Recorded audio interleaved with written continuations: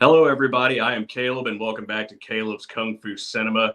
I'm really excited. I've been hyping this up on the channel, and it's the big day. Today's finally the day. But yeah, I am joined today by a legend in the Blu-ray industry. It is Brandon the Beast Bentley. How's it going, Brandon? Not too shabby, just shabby enough. How about you?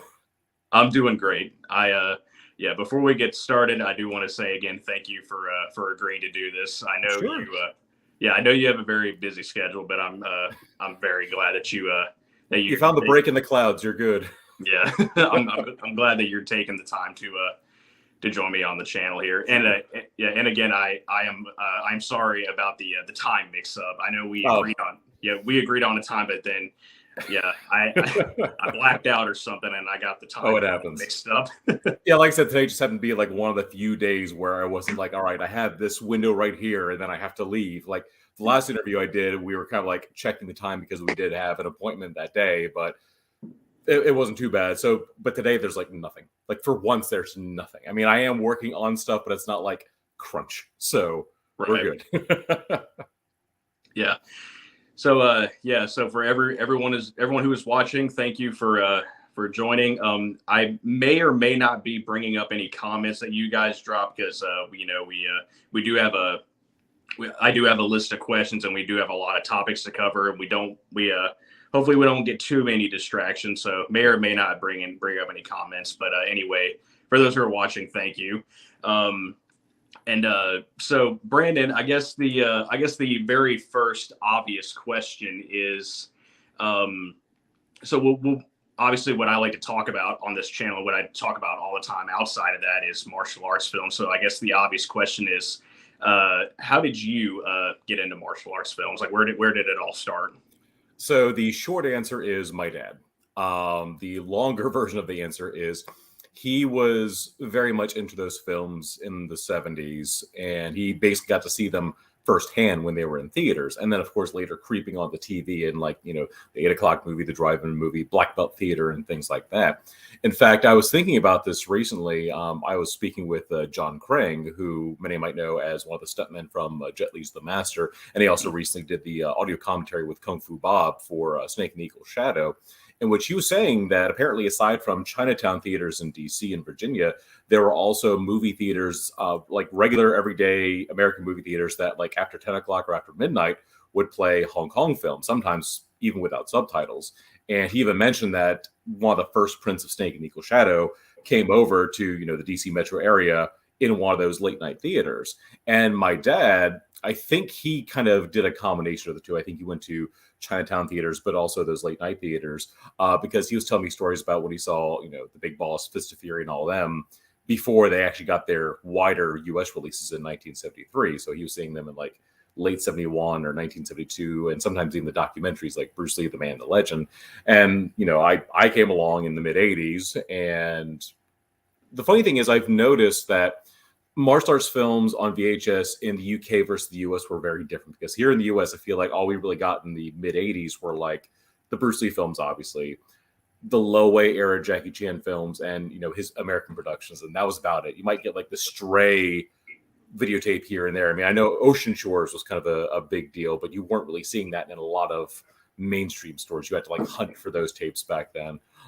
So I, like many people, first got introduced to it through the Bruce Lee films, the good old CBS Fox VHS tapes that you just go out to the mom and pop video shop and rent. So yeah, my dad got me into those. And of course, he studied martial arts. So then I kind of started studying martial arts at the same time. So there's a lot of like commingling of the films and the real actual techniques and schools that I kind of metaphorically inherited from him. So yeah, like I said, going back to the short answer, my dad is pretty much where I got my start. And then thankfully by the 90s, we had the mid 90s boom, thanks to the Hong Kong Jackie Chan films getting their releases here. And then, Frank Zhang and company at Tai Sang bringing everything on the VHS in the late 90s. And yeah, so, one step at a time. Yeah, that's really cool. And it's funny, hearing you talk, like you and I kind of have we have a very similar upbringing. My dad got me into them as well. Like it was really all him. Like I would not be a fan. I wouldn't be the fan or as big a fan as I am if it wasn't for him, because he introduced me to all that stuff as well. So it's very interesting how we kind of have a similar upbringing there.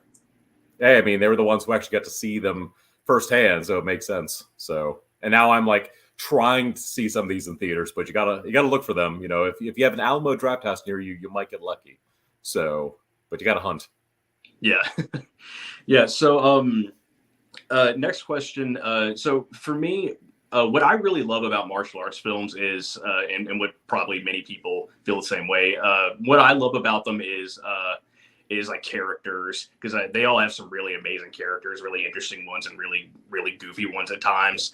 And I also just really love the fight scenes. So my question for you is, what is it about them that you've always liked? Like what draws you to them?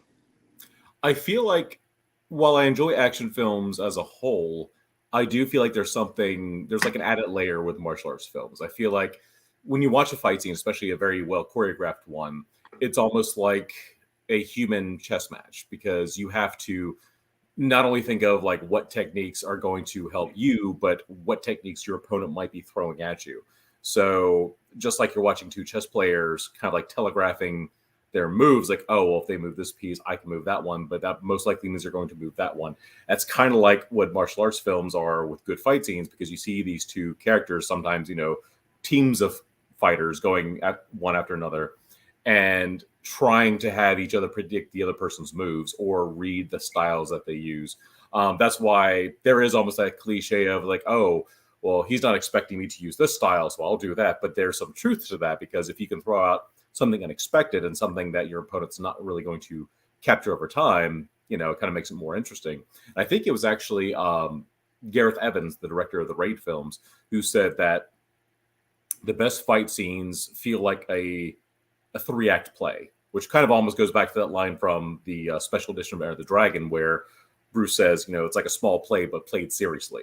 And that's kind of what it is. So when you watch really good fight scenes, you'll notice that they're sort of in 3 acts. And when I heard him say that, then I watched or rewatched the final fight from the Raid 2. It makes perfect sense, because you have the first part of the fight where it's hand-to-hand combat. The second act where the villain has the karambit, the 2 hook knives. And then the third act where the tides have shifted, and now our hero and villain both have 1 knife, and then it's like, oh god, what's going to happen now? And I've joked forever that the final fight of the Raid 2 definitely took some inspiration from the final fight of the Big Boss, because it's very similar in that you have the hand-to-hand combat. The villain then gets desperate in Act 2 and busts out with the knives. The third act, Chang, Bruce's character, doesn't get the knife, but he disarms one of them. And so like he's trying to bring the tides back in his favor at that point. So yeah, I feel like it's not a requisite with all fight scenes, but you'll notice like once you've heard that, it seems like a movie within the movie going on in that moment. And just knowing what goes into a fight scene, the intricate choreography, especially nowadays with like previs and just getting all the teams together, the director, the choreographer, the actors, the stunt people, stunt doubles. It's just, and then it's not to like take away from any other action sequences like a car chase or a gun shootout, which they all require their own different forms of choreography. But I think with a fight scene, you have that back to basics feel, like it's a true one-on-one. You're not really using any guns or cars or anything like that. It's just yourself, sometimes maybe a bladed weapon, but even then it requires a lot more dexterity than just pulling a gun out and pulling a trigger. So, but that's just me. So yeah, more visceral basically. Yeah, absolutely. And it's a funny comparison between the Raid 2 and the Big Boss. I've never thought of that, and I've seen both of those films an infinite number of times. But now that you say it, it makes so much more sense. Well, people also don't compare the final fight of the Raid 1 to the final fight of Dragon Lord, which apparently was one of the inspirations for that. Like, you wouldn't really think of those in the same ballpark because the tones are so different. But apparently that final fight with Jackie and Mars against Pong Insik in Dragon Lord was one of the primary inspirations for the final fight of the Raid. But once again, tones are completely different. But in just general filmmaking, you can kind of take inspiration from anywhere. It's like you wouldn't expect a horror film to take inspiration from like 30s or 40s era comedies, but then you look at the Evil Dead films and then they have fake Shemps in the credits, which are basically stunt players, but that name is inspired by when Shemp Howard died, and then they had to have fake Shemps to replace him. And of course, the later Evil Dead films would have more Three Stooges references and things like that. So yeah, that's the thing in general filmmaking. take what you know works, no matter how different the films are, the genres are, where they're made. And that's one thing I like about filmmaking in general. So Yeah, yeah, that's really interesting. So obviously, one of the biggest things that we are here to talk about today is Brandon's very big involvement in the Blu-ray industry. He's as I said in my announcement video, Brandon has worked on I'm sure what feels like an infinite number of Blu-rays at this point. sometimes all at once. Not as bad lately, but there were times where it's like I can sleep, right? Yeah, but yeah, he's Brandon has worked on Blu-rays for 88 films. Eureka, Vinegar Syndrome, Arrow, Criterion, Shout Factory. There are so many out there, but those are obviously some of the bigger ones. But I am really curious, Brandon. How did you get started in the industry? Like, what was your first project, and how did it all come about? So it's funny. I was thinking about this because this year might be 10 years because it was a release that came out in 2013, but I'm trying to remember if it was 2012 that I first got into it. That was actually Shout Factory's first Bruce Lee Blu-ray set. And basically what happened was it was in the Blu-ray.com forums, in which I believe it was Cliff McMillan from Shout Factory, who was trying to obtain the proper mono tracks for the Bruce Lee films. And at the time, there were only so many options we had for them. So I kind of swooped in saying, hey, I'll volunteer. I'll help. Because at the time, Fortune Star was really still pushing a lot of the surround soundtracks, 5.1, 7.1 remixes, using a lot of new sound effects, sometimes the wrong music. And especially with Blu-ray, Fortune Star felt like, oh, well, it's Blu-ray. You're not going to want mono tracks. Here's 5.1, here's 7.1. And so a lot of times that's all that they would get. So usually I was like trying my best to call whatever sources I had at the time to try to work on these mono tracks. Granted, in retrospect, some people are like, well, the audio sounds kind of lossy and this, that, and the other. And it was sort of a case of like, I felt like the doctor in the 1989 Batman film who was trying to work on the Joker. It's like, you see what I have to work with here. And yeah, they could have been better, admittedly. But at the same time, with what you could have had, it was, I don't want to say it was a lesser evil scenario, but I think with what we had to work with, it turned out pretty good for the time, especially considering at that point, I believe the only Chinese language Bruce Lee set that came out in the US prior to that was the 2005, I believe, Fox DVD set. And because the funny thing was prior to that, all we had were the English dubs for ages, for like 20 years, basically. Yep. Pretty much from like VHS until like midway through the DVD. Well, I shouldn't say midway through the DVD era. We still have DVDs, but until like 2005, basically. And so yeah, that was kind of the first one that I worked on, and then I kind of went dormant for a little bit because there just really wasn't much else for me to work on at the time. It was kind of like this one cool project. It's like, oh, hey, cool, I can say that I worked on a Bruce Lee project. This is great. And then that was that. And then we cut to 2016. And it was around this time that Fortune Star was hyping up their collaborations with L'Imagine Ritrovata, and that they were trying to do restorations of their catalog. And of course, they started with the Bruce Lee movies. And so they did the 4 non-Enter the Dragon films, basically. And so I knew that there are going to be Hong Kong Blu-rays coming out of these. But then out of nowhere, I got an email from Cliff again saying, hey, we still have the rights to the Bruce Lee films. We're thinking about doing more Blu-rays of these movies, but we're going to give them their own individual release this time rather than a new box set. Is there any way you want to help on these as well? I mean, we're still going to use your same audio tracks, but is there anything else you want to do? It's like, oh yeah, sure. I could probably do a couple things here and there, like reconstruct some trailers or something like that. And on a whim, I asked them, can I do an audio commentary for The Big Boss? Basically volunteering, because I thought, you know what, this is a bucket list thing. Like, I just want to do it just for the hell of it.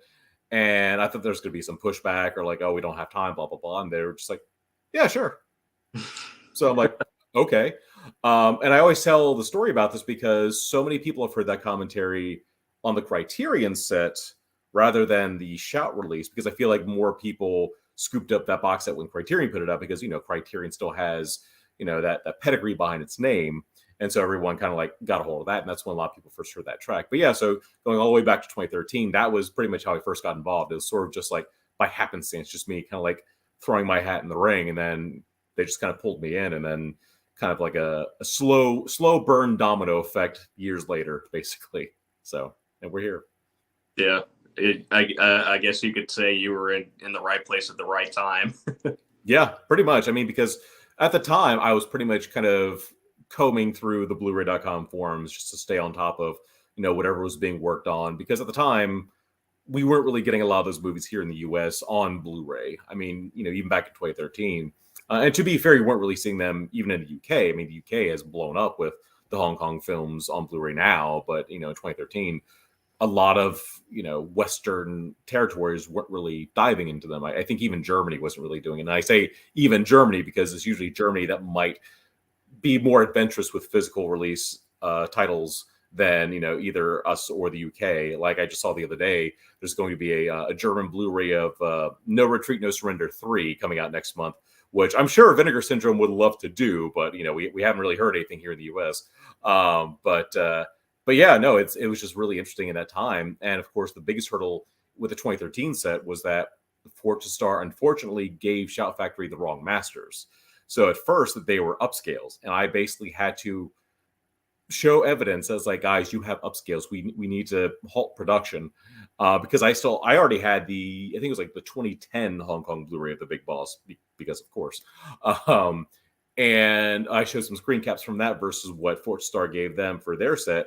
And it was a shot of just Bruce's eyes right before the final fight begins, just because that was like such a detailed shot.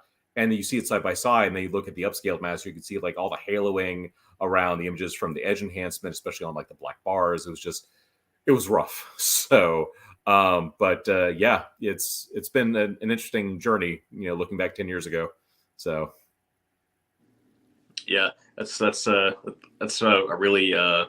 really cool story. It's yeah, it's really interesting to hear hear how everything gets started, and which of course next thing I would definitely obviously like to jump to is The Big Boss. So for those watching and don't know, Brandon and I have we've been talking for quite a few weeks, like getting the interview set up and then just getting to know each other a little bit, and something that I did want to bring up is that you mentioned the Shout Factory Blu-rays of the Bruce Lee films, the individual ones, more specifically. And I actually did have a funny story about that. So there is a Best Buy a couple of blocks from my house, and I don't remember when exactly this happened. This might have been maybe 8 years ago. It's been a while, but about 8 years ago, I think I went to Best Buy, and I go there occasionally just to find Blu-rays and DVDs. Yeah.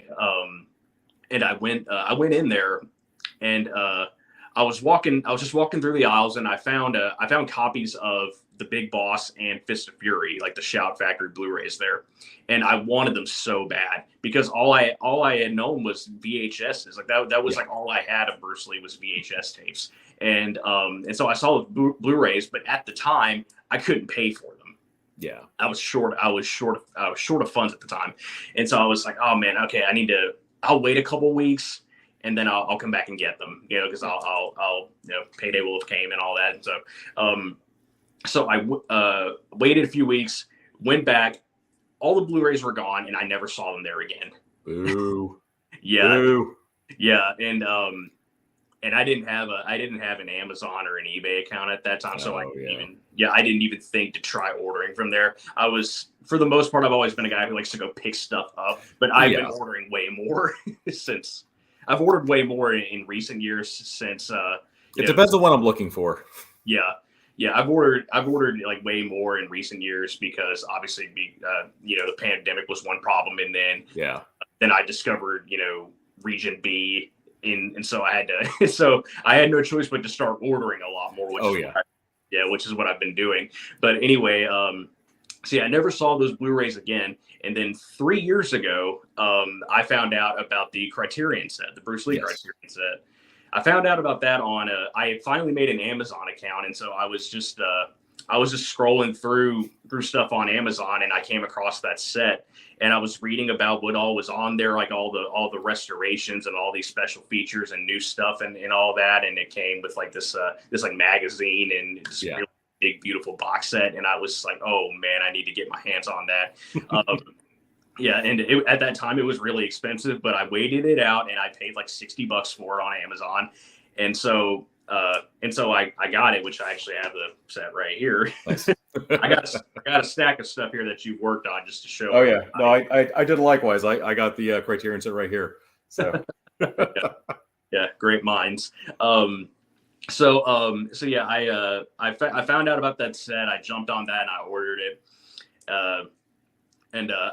I felt like do you know that meme where you see a skeleton looking out the window waiting for that package? I felt like that, just waiting for that package to get here.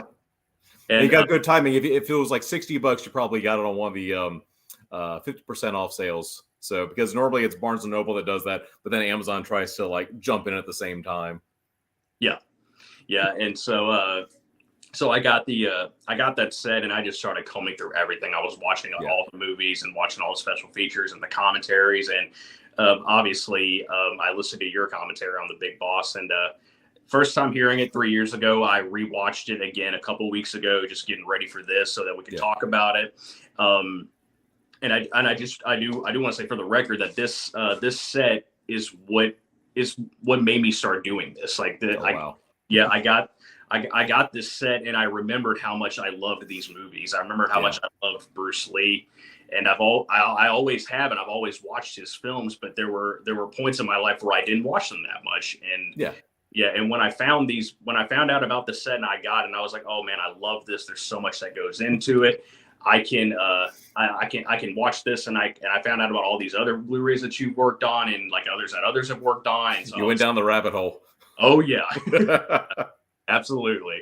And I found out about all that, and just seeing all that, seeing all these new movies I've never seen, and hearing all these things, like all these stories, and getting all this information about movies that I didn't know about. It got me here. Like this is like, that is why I do this stuff now. And that's great. Yeah, and so anyway, back to The Big Boss. I listened to your commentary, and something that was really interesting, like really mind blowing. Again, you and I'm learning now that you and I have a very similar upbringing, and something I noticed in listening to your Big Boss commentary is there are a lot of things that you noticed. Like, because you would talk about seeing the VHS versions of The Big Boss, and it was always like really grainy and stuff like that. And you pointed out a lot of things that you would notice in those older things, and like comparing them to how it is now. And again, it was things that I always noticed too, and I didn't think anybody else did. There were like so many small details. I'm like, oh my God, he noticed that. And one thing that's really standing out to me, is like really specific, is that is in the beginning of the movie when Chang Xiaowan and his uncle arrive in Thailand, and they're at Nora Mao's drink cart, and Shu Shang's little brother comes up selling rice cakes, and he tells the dude in the red shirt, he tells him, hey, money, and then he spit in his mouth, but there's like a big white speck whenever he spat in his mouth, and you pointed that out, and I was like, oh my God, I'm not the only person who noticed that. And every restored version to this day, that's still missing there. Because the thing is, like, I don't think anyone has like any like hard evidence that was done intentionally, but it seems way too coincidental, and it is like a big white fleck that was pretty much on like every version prior to the restorations. So it's like, I think they did that on purpose, but like every restoration has gotten rid of it. So it's like, all right, it's fine. It's been George Lucas out. It's fine. So we'll deal with it. Yeah, but I just thought that was funny that there were so many things that you noticed that I would notice as a kid. But at the same time, as with any commentary or any book you're reading or whatever, there's always going to be something that you never noticed, but then that person points it out, and then you can't unsee it.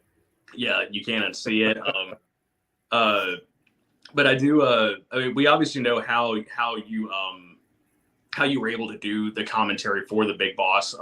Is there a reason why you wanted to do The Big Boss, like specifically? Yeah, I mean, at the end of the day, The Big Boss is my favorite film. Not just favorite Bruce Lee film, but just my favorite film. And the funny thing is, I've had discussions for years with people who misinterpret the term favorite film as, oh, this is what you think is the best movie of all time. No, I do not. The Big Boss has its flaws, believe me. From a filmmaking standpoint, it might be Bruce's weakest film, but it is the one that I always come back to the most because of its rough around the edges nature. It feels the most like an indie film, and those were the movies that inspired me the most when I was in school.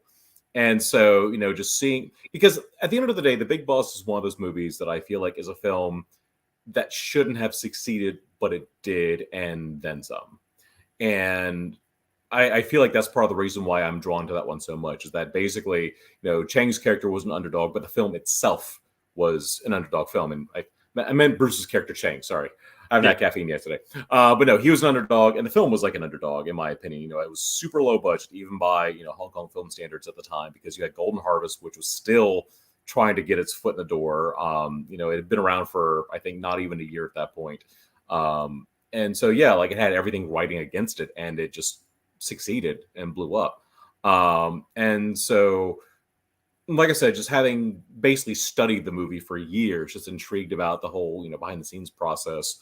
And once again, that's how you learn like how much of an uphill battle it was to make this movie. I knew like this was my only chance to do a commentary for this film at the time. So it's like I had to like throw myself into that ring and see what would happen. And luckily, Shout was gracious enough to go, all right, we'll see what happens. It's couldn't hurt to have another commentary on here as well. So why not? And yeah, so like I just knew I had to do that one, and here we are. Yeah, that's really cool. And Big Boss was a movie that I watched a lot as a kid too. I really enjoy that movie. It's not my favorite. Fist of Fury is my favorite Bruce Lee movie. First kung fu film I ever saw, actually. Yeah. It's an excellent movie. But yeah, Big Boss is also really good. And again, to go back to some of the things that that I've always noticed that you noticed as well, like in the film. One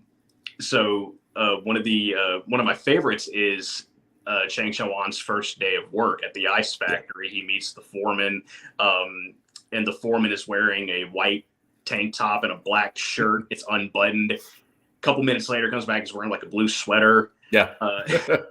That's like one of my favorite things. I mean, every time I see that, I laugh so hard because it's supposed to be within the same, 10-minute frame here.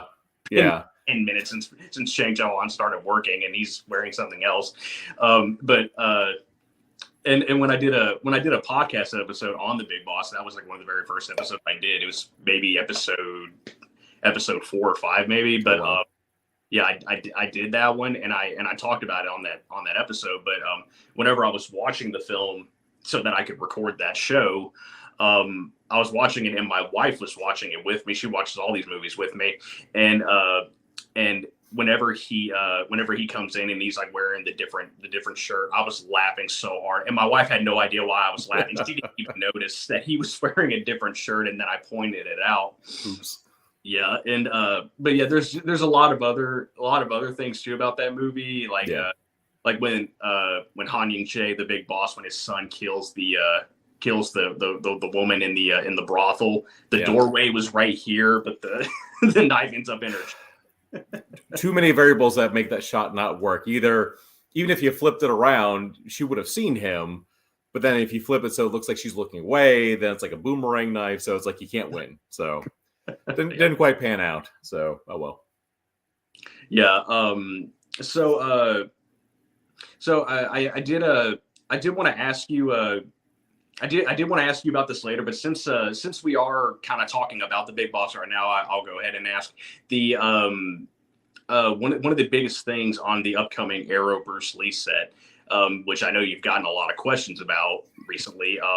One of the biggest things is that we're getting the Mandarin cut of the Big Boss, which I have never seen before. Yep. I've heard of it, and I've seen some stills of it and whatnot, and never actually seen the movie. I know that, and I know that that accounts for a lot of people have never actually seen it. But but I know you probably can't say too much, but is there anything about getting the Mandarin cut for the Big Boss that you might want to let some of us in on? I mean, well, the thing is, at this point, a lot of people in the UK have managed to see it in theaters. Basically, what Arrow was doing was they were doing sort of like well, not really Arrow themselves, but they were like licensing to theaters for presentations and road shows and such, in which a lot of people are actually seeing this in the theaters before the actual Blu-ray and 4K come out. So a lot of people are already saying online, it's like, oh yeah, this scene's in it, that scene's in it. But basically, what's now known as the Mandarin cut is essentially the version that was last like publicly discussed or publicly shown in 1979 in London at the Bruce Lee.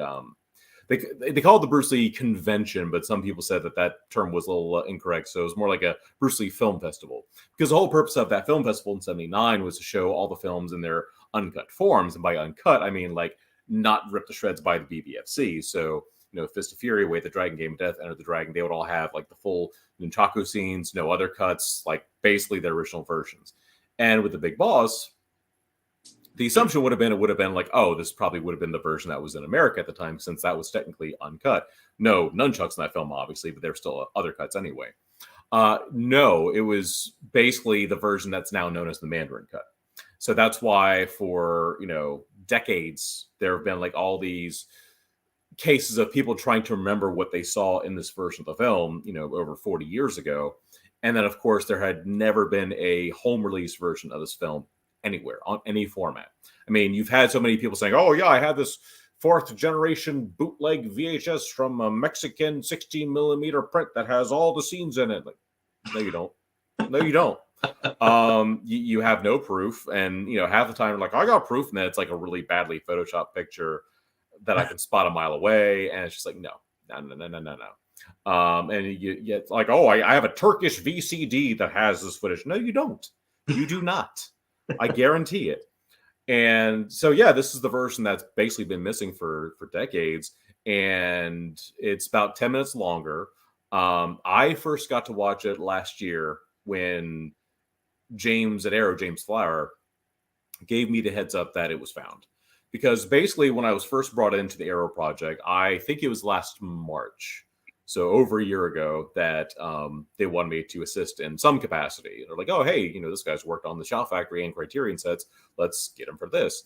And so I think it was right before Easter that first he was telling me about the Game of Death footage, because it was already exciting knowing that they had access to the inner positives of the Game of Death footage, because that meant, oh, hey, we can finally get this in HD. You know, no more SD upscales of, you know, Bruce Lee and God or Warrior's Journey or anything like that. Finally, like a film source. And then he said, oh, by the way, it's not just 9 reels this time. We have 11 reels. So that was already the first time I was taken aback. And like in the back of my mind, I'm thinking, you know, it'd be really cool if they actually found, you know, the Big Boss. But I mean, it's already amazing that they found the Game of Death footage. So that's neither here nor there. And then at the beginning of June, on my mother's birthday of all things, I get an email from James saying, what did he say? First of all, he had a screenshot inside of the email with a watermark on it. And it was from what for years was known as the flaming cart scene. Spoiler alert, the cart's not flaming, and there's 2 of them. But still, you know, it's the cart scene now. And he just had a Arrow Films watermark over top, and he said something kind of coy. He said something like, do you remember this scene? No, you don't, but you know, you'll see it, and soon everyone else will too. And he was like so happy, and I'm just sitting there like, how? And like everyone else, when it was announced this year, had the same reaction that I did last year, where it was like, how? And everyone thought it was like some sort of Indiana Jones-esque excavation of this, you know, mysterious vault somewhere. Really not. And James actually joked about this at one of the screenings too, where basically it was like a 2-step process, because what he first was showing me was that what Fortune Star first found in their vaults, like their direct vaults, not the Hong Kong Film Archives, that's part 2, was I think James just blatantly asked them, do you happen to have any masters of the Big Boss that are Mandarin language priority, you know, versus the Cantonese re-release that we've seen for years? Because a lot of people don't realize that the version that's been on DVD pretty much since like 2001, from like the Hong Kong Legends version, and then the later US versions, the later HK DVDs, they're all based on the early 80s Cantonese re-release of the film, which the editing is similar to the American version, but it does have some minor differences peppered throughout, and then of course the alternate shot of the final blow. But they're like, oh yeah, we have this digibeta copy we can send your way. And I think the runtime on it was something like 104 minutes at first. And he and I kind of had the same thought at first, because when he first told me about that, I would have been like, okay, so it's probably like actually 95 minutes PAL speed and then 10 minutes of color bars or something. Stranger things have happened. No, it was 104 minutes at PAL speed. And then when you convert the frame rate, it was like 109 minutes. And yeah, it was all footage. I mean, the first sign was the fact that the original Golden Harvest logo popped up, like the original, the literal harvest that is golden, swaying in the field. So that was a good sign right there. And the opening credits being edited in their original order, because for some weird reason the Cantonese re-release of the Big Balls like moved around some of the animations at the beginning of the opening credits, and I still don't know why to this day. It makes no sense. But this is more akin to like the National General Pictures edit of the opening animation. And yeah, like pretty early on, you start seeing like new tiny bits of footage peppered throughout that you didn't expect. Like, for example, I never knew that James Tien, Shu Chan's first fight in the film is almost twice as long in this cut of the movie. Like, he becomes more of an aggressor in this cut of the film. Like, the thugs who are at the stand pretty much just want to get away from him now. He's basically like, no, I'm not done yet. So he just keeps beating the hell out of them. So yeah, there are just so many moments I didn't even know existed. And then, like I said, I've researched quite a bit, mainly thanks to Jason Hart, because, Jason Hart did an amazing, like, just a very comprehensive article trying to just cull together all the photos and clips and everything and eyewitness reports, kind of documenting all the missing scenes over the years. And so there's a lot of stuff that I never knew about. And I think Jason's actually seen it in London now. So he's now seen it firsthand. But yeah, the first time I actually got to watch that whole cut, James basically sent me a copy of the digibeta with a watermark that was basically my name at like 50% opacity covering the entire screen. So it was sort of a case like, not that I don't trust you, but, and I don't blame him. I do not blame him, because he knew that I was like one of the biggest Big Boss fans in the world, but by no means was I going to jeopardize this. So hopefully, like, I think once the set is fully released, I'm going to put a few screen caps from that first copy he sent me, just so people can see. A lot of people are like, oh, I'm so surprised you didn't say anything. I'm like, this is why. This is part of the reason why. But also, I just enjoy working with Arrow, so I didn't want to jeopardize anything there either. So it's like, as much as I want to like show stuff off, I didn't want to risk anything. So it's like I wanted people to be surprised when it was announced, because I was more excited for that. Like when April rolled around, when it was officially announced this year, I was having way too much fun watching everyone's reactions, and I didn't want to spoil that either. So that's why, like, I respect him putting that watermark on there, but at the same time, I'm like, no, I'm gonna wait. I'm gonna wait. I'm not gonna jeopardize anything. So, but yeah, I think for the hell of it, after it's finally released, I might put up a few screen caps from that first copy he sent me. But then that leads me into the second part, because at first it was exciting just getting the standard def digibeta. It's like, would it have been better to get a film master? Sure, but we at least have something, because we thought for years that if we did find something, it would have been like that fourth generation VHS bootleg from a Mexican 16 millimeter cropped to 4:3 with the subtitles cut off the sides or something like that.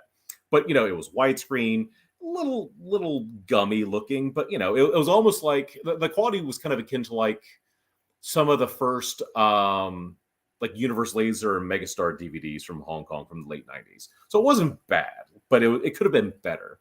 And so he said, well, on a whim, I'm going to see if someone at Fortress Art can reach out to the Hong Kong Film Archives and see if they have the print that matches this master. And I thought, okay, it's worth a shot. Might not find anything, but why not? And then lo and behold, they did. They actually still had the film reels that made that master. So basically, like, it was the exact same edits, exact same like frame jumps here and there whenever there's print damage. So it's the exact same print. They managed to get more color out of it. It also wasn't as cropped, because I realized when I compared the two that if you look at the digibeta, for some reason the digibeta was like just cropped on all four sides, even though it was widescreen. It was still like kind of like tighter all around. So the new scan definitely looks more open and less, claustrophobic. And yeah, no, when he told me that, oh, by the way, we got a film scan, I was just like, this is amazing.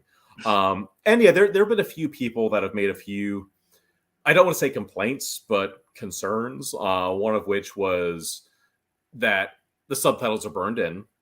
But to be perfectly honest, I expected for years that if this was ever found, it was most likely going to be a theatrical print, because Lord knows what happened to the negatives of that footage. Because the thing that people don't realize is that the original camera negatives at this point have been conformed to that early 80s Cantonese cut.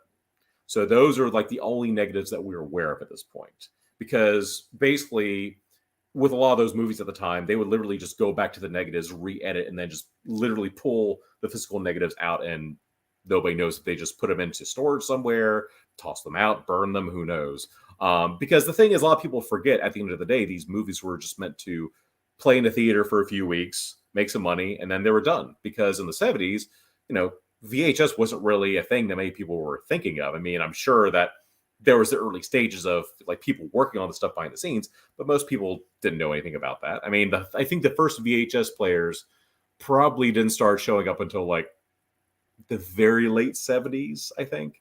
And even then it was sparse. Like, I actually went to a used media shop the other day, speaking of like late 70s analog media, and I found the LaserVision Laserdisc of Jaws, which is considered to be one of the first Laserdiscs. And I think it was like 1978. So by the late 70s, home media formats were starting to creep out, but they certainly weren't like a wide release mainstream thing yet. So in the 70s, a lot of these movies were just like, hey, can we, make this film on a decent budget, get it in theaters, make the money back and profit, and then be done with it? Or is it going to be too much of a risk? And then that was that.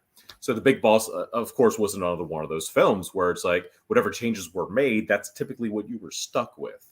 And that's why the two most popular cuts of the film for years were, the Western releases, like the US and UK versions, and the Hong Kong Cantonese re-release cut, because those were just the ones that people had access to for the masters for years. So with this Mandarin cut, it was just shocking that there was still a print archived somewhere. And that leads me to the other thing that people were concerned about. And once again, something I knew was going to be the case: no saw in the head scene. Like, myself and plenty of others for years said the same thing. It's like, look, if it's ever found, that most likely is not going to be in there, because there's two versions of the rumor. And I actually talked about this in the set in a couple things in the commentary and the video essay I did for it, where there's two theories that people have. One theory is that it made it into the premiere and then it was cut before it got a wide release. And the other theory is that it didn't even make it to the premiere, that allegedly the film was reviewed by both censors and cinema operators, because basically with cinema operators, they need to make sure that the film had a decent enough runtime that they could have enough showtimes per day. And at 110 minutes, it was kind of pushing its luck, but it was fine. But on top of that, they had to censor things that seemed like it was going to be a little too extreme, such as, the saw in the head scene. And another one that people were expecting to see in this one, but also found out was also cut, but it also makes sense when you consider the saw in the head scene. The first two cousins getting cut up is still almost the same as it is in the final release cut. There's only like one extra bit at the very end of the scene that kind of threw me off, because after that was still cut, I'm like, oh, well, I guess it's just a regular scene. Then there's like one extra bit at the very end. I'm like, oh, okay, well, that's new. But it's kind of jarring. That's all I'm going to say. But if you look online, I think someone already spoiled it. But yeah, so like anything that was too violent or sexual content that was too much, that had to be scrapped, because now the other thing that's also missing is the rumored, there's barely any evidence to back this one up, but the rumored not only missing brothel scene, which is now found, but the longer version of the missing brothel scene. So that's the weird thing. It's like you might find some of this footage, but there's still stuff missing from them. Because the rumor from the final brothel scene, which, like I said, the regular part of that scene is in the Mandarin cut now. It's been found. But allegedly, the original version of that scene was that while Bruce is with this anonymous prostitute, one of the other prostitutes is in another room overhearing the two of them make a lot of noise. And so she's kind of like spying on them. I don't know, she's got like a glass up to the wall or something like that. And then her customer wants to hear in on it. And she's like, well, if you want to hear, you're going to have to pay me more. And the funny thing is, I think it was actually like censorship notes that mentioned this missing footage. And I actually mentioned this. There's a video essay in the set called The Not Quite Biggest Boss, in which I talk about the stuff that's still missing.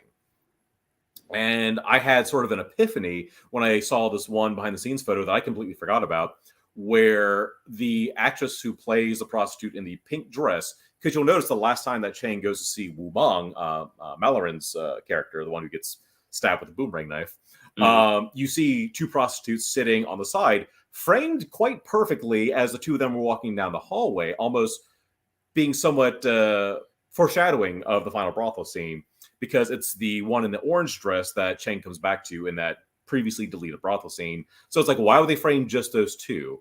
Like, why is the one in the pink dress also there? But there's a picture of her. It's a black and white photo, but you can still tell it's her. It's the same dress, where she's kind of got her arm wrapped around Bruce's neck, and he's kind of got like the side-eye look on his face, and her hair looks a little disheveled. And the location they're at looks like the bungalows where they filmed the bedroom interiors, because the bedroom interiors were not shot at that real hotel, because a lot of people called it a brothel, but apparently it was a hotel that kind of got turned into a brothel by accident. It's complicated. But so they shot the bedroom interiors at the bungalows where a lot of the cast and crew were staying. And so it looks like that location. And the bandage wrapping on his finger kind of compares with how it looks in that deleted scene. And the fact that her hair also looks a little disheveled too, I'm thinking this lends more evidence that she is the one in the other room, because we also don't see her, because there's one shot when he goes back to the brothel in that last deleted scene and he's trying to make his selection. There's this POV shot where he's kind of looking around and scanning all the prostitutes before he makes a selection. She's not there. So that's, once again, like, it's kind of just a lot of context clues as to what might have been missing from that scene.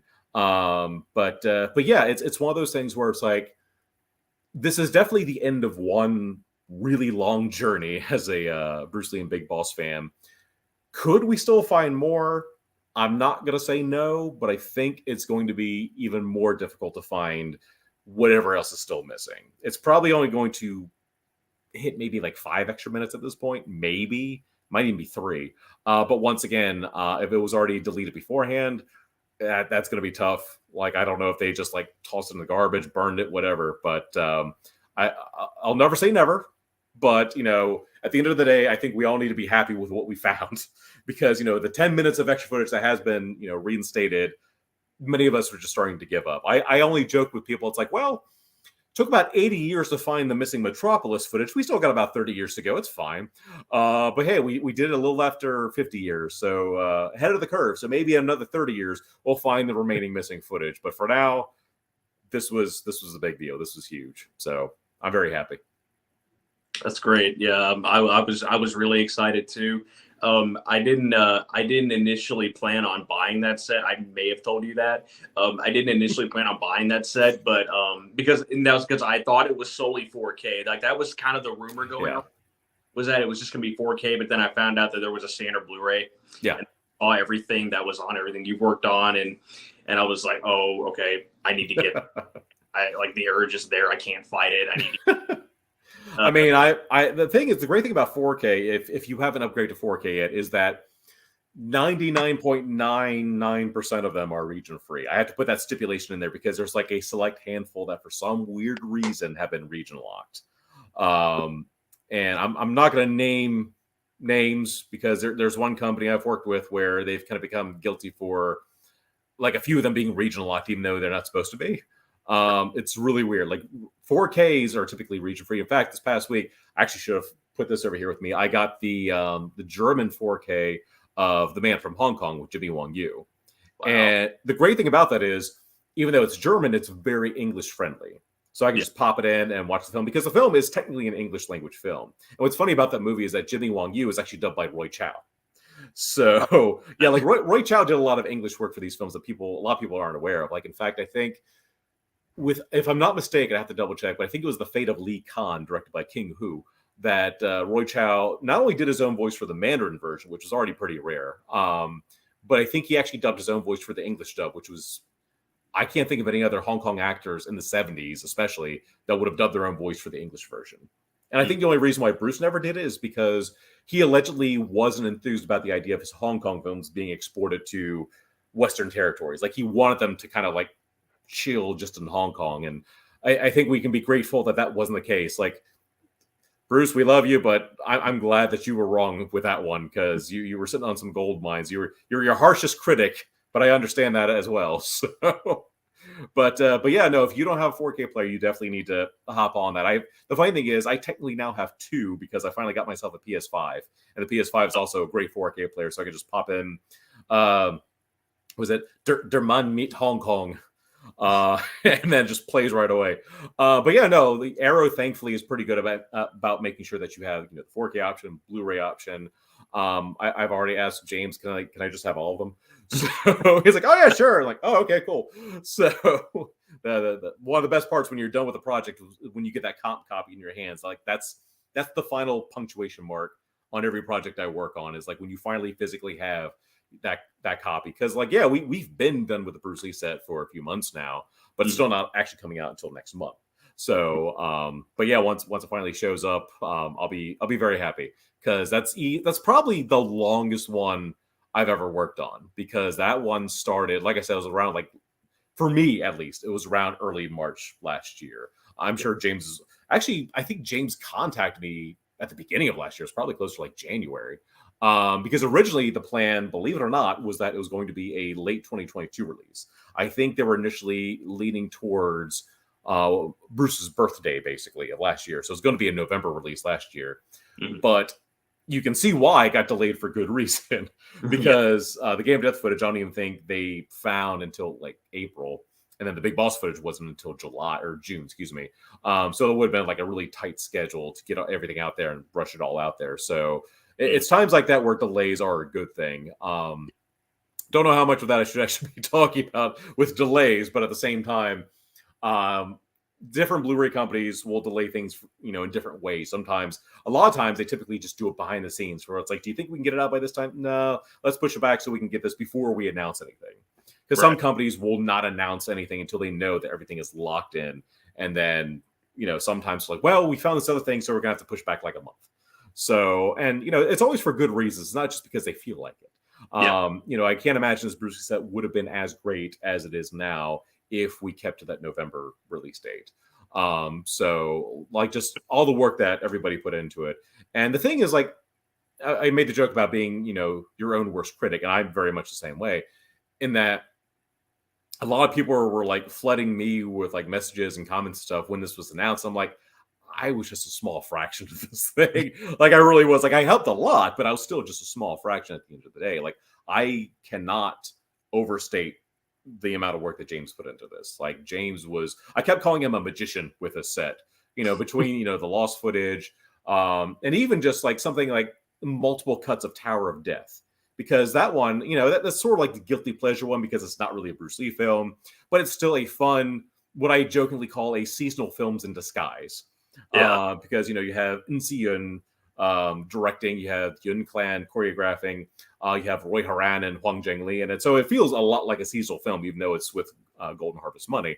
And it's a lot of fun, but unfortunately, a lot of times lately, it's kind of been overlooked in the sets. It's sort of just like a bonus feature. And I would say since like 2003 or 4, you've only ever had access to like the export cut of the film, which technically speaking is the longest cut, but all that extra footage is just like stock fluff. It's like you have the greenhouse fight that was originally shot for the Hong Kong version of Game of Death. Mm-hmm. You have, you know, childhood footage that Golden Harvest still had access to because they're going to use it for Bruce Lee the Legend. You once again had Bruce's real funeral, which we didn't need. You had end credits that were like 5 or 6 minutes long. So a lot of it was fluff. So the Hong Kong cut was seemingly missing since like the Hong Kong Legends DVD. That was like the last time that the Hong Kong cut was the priority. Because even the Japanese Blu-rays had like VCD rips of the Hong Kong cut as like a bonus feature. I'm like, what are you doing? It's like, you're trying, but you're not trying enough. So with this set, I think there's like 4 cuts of Tower of Death now, or Game of Death 2, whatever you want to call it. Because you still have the export cut, but we finally have a reconstruction of the Hong Kong cut. We actually have 2 versions of the export cut, because a lot of people don't realize that the export cut that Fortune Star mastered is not the same one that snuck out into the US in like the 80s, because there was a release by a company called Cinema Group Home Video. And they were one of the few, going way back to what I was saying at the beginning of the interview, they were one of the few companies in the US that actually tried to put some Golden Harvest films on VHS, but they were very hard to find. I rarely saw them in video stores. In fact, the only one I ever saw, I'm looking at the corner of my eye, I should have brought this over here too. I actually had the Cinema Group home video VHS of Police Story when it was called Jackie Chan's Police Force. And so they did a handful of these releases, including Game of Death 2, or, it was called Game of Death 2. That was the export title. And the thing is, basically, when it had its Western release, or at least here in the US, they got rid of all the Enter the Dragon footage. So basically, like any Enter the Dragon footage was replaced with footage from Big Boss, Fist of Fury, Way of the Dragon. And the thing is, I think that was around the time that Golden Harvest seemed confused as to when they could or couldn't use Enter the Dragon footage, all because of Warner Brothers. It's like, all right, we kind of own Enter the Dragon in certain cases, but not. What do we do? Because the weird thing is, speaking of alternate versions, when you look at the set, we also have Bruce Lee the Legend, the documentary that everyone's seen for decades. But there's an alternate standard def cut that was sort of like an earlier cut of the film. There's literally no Enter the Dragon footage in that version of Bruce Lee the Legend. Like, they show a still image of him. It's one of the black and white photos of Bruce in his office where he still has all the battle damage makeup on, and it says it's the same part where it's like, oh, there was a collaboration between Fred Weintraub and Raymond Chow. This was to be Enter the Dragon. Then that's typically when you go into the end of the or you start going into the montage. But no, it's just like, oh, it was to be Enter the Dragon. Moving on. It's like, so I think the same thing happened with Game of Death 2. It's like, can we use this footage? I don't know. Or like, are we going to get a lawsuit? It's like, I would think they could, because the funny thing is, pretty much like 90% of the Enter the Dragon footage in Tower of Death is alternate takes or deleted scenes. A lot of people don't realize that the monk scene in Tower of Death isn't the same take as what's actually used in both the Hong Kong cut of Enter the Dragon or the special edition cut. Because the special edition of Enter the Dragon is essentially a westernized version of the Hong Kong cut of Enter the Dragon, because the Hong Kong cut already had the monk scenes in it. But the monk scene in Tower of Death, if you read his lips, it's the same dialogue, but it's a different take altogether. Like, the biggest giveaway is how fast he raises his fist at the end when he says it hits all by itself. Because typically it's just like a slow raise. When Tower of Death, it hits all by itself. Yeah. So, it's alternate takes, deleted scenes. So technically, I would think they would have the rights to it, because there's also the rumor that a lot of that footage wasn't even overseen by Warner Brothers. Allegedly, Bruce was filming his own footage that he wanted to incorporate into the movie, kind of like what Jackie Chan would do years later with The Protector, but it never got used. So technically speaking, Golden Harvest would own that footage, or at the very least Concord. So it's just like a weird, murky period, which is why all these years later, when you have the export cut of Game of Death 2, you have all the Enter the Dragon footage, because Fortune Star, who owns, all those Golden Harvest titles, were like, oh yeah, no, that's our footage. We're good. And Warner Brothers ain't going to do anything with that. It's fine. But yeah, for a time, there was no Enter the Dragon footage in there. So that being said, what we did was we had the master of the export cut, which was identical to what Fortune Star had. But what we did was I went in, and all the shots that were going to be replaced, I went to the 4K masters of the films, and I had to kind of like demaster them, because, a lot of the replaced footage, for example, there's a couple of shots of Bruce Lee from The Big Boss where they realized, okay, well, he's wearing his Enter the Dragon outfit, but in The Big Boss, he has that white shirt. What do we do? Oh, just zoom in a bit. So technically, all these shots were like optically zoomed in just a little bit, but enough to degrade the footage. So I had to carefully degrade the footage to kind of make it look like what it would have looked like when it was optically zoomed in and then like haphazardly edited into the movie. The biggest pain in the ass was trying to recreate. They had sort of these watery transitions. Because if you watch the export cut of Game of Death 2, during the monk scene, there's a couple shots where it fades in and out of the monk talking about when, Billy Lowe was a kid, and I didn't have a transition that matched that.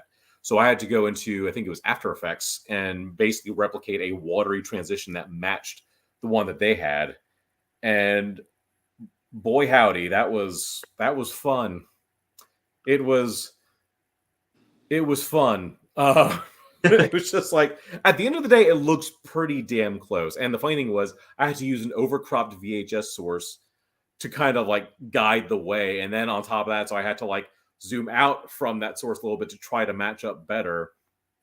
And it was just one thing after another trying to get through that. I don't even know how often people are going to watch that one, but it's an option. And that's the thing. There's so many times where I'll work my ass off trying to get something done. It's like, how many people are going to watch this part? And it's like, but you know what? I want that small group, when they watch it, I want them to appreciate it. So I don't want to cut corners anywhere where possible. But yeah, no, there's so much that went into that set.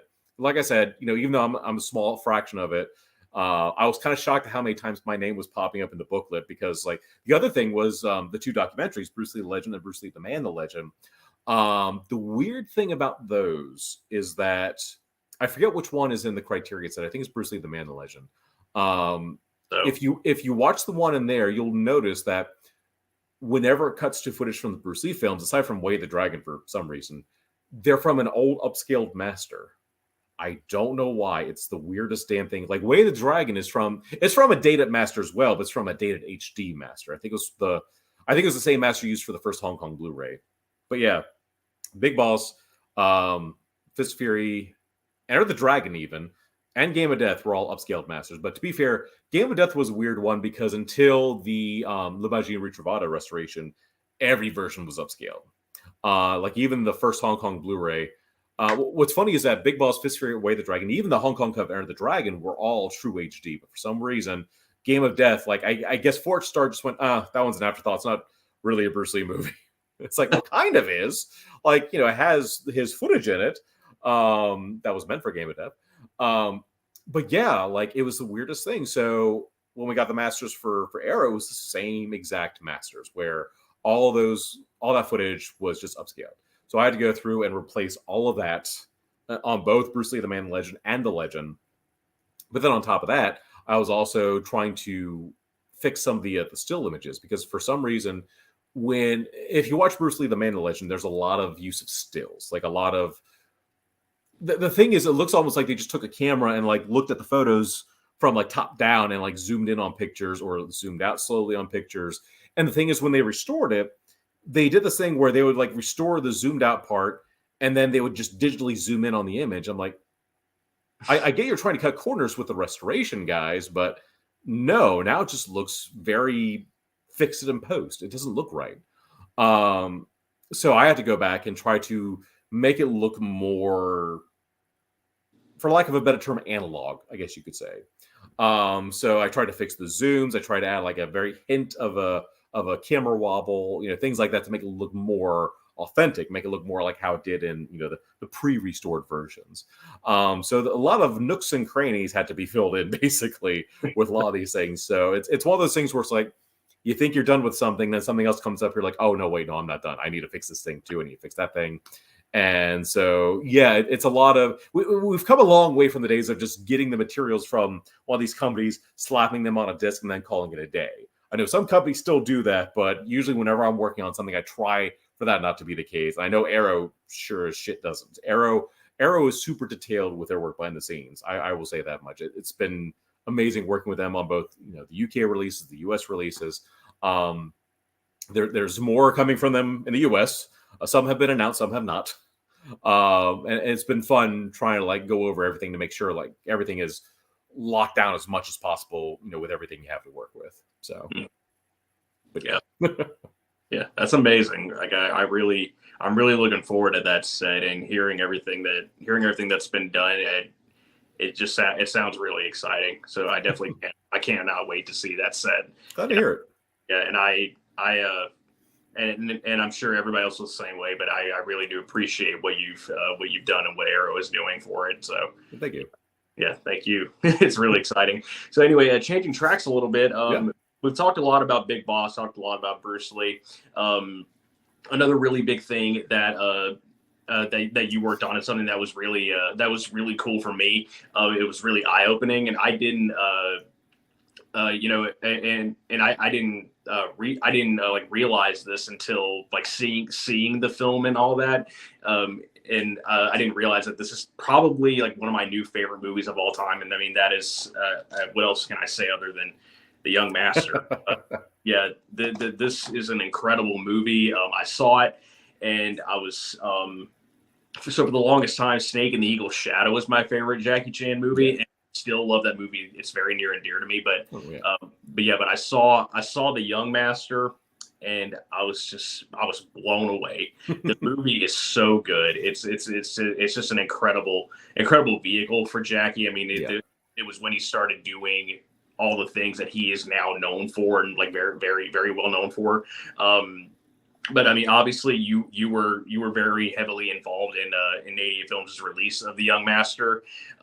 So tell us a little bit about that, because I mean, I know The Young Master had like a lot of different cuts. It was originally supposed to be over 3 hours long.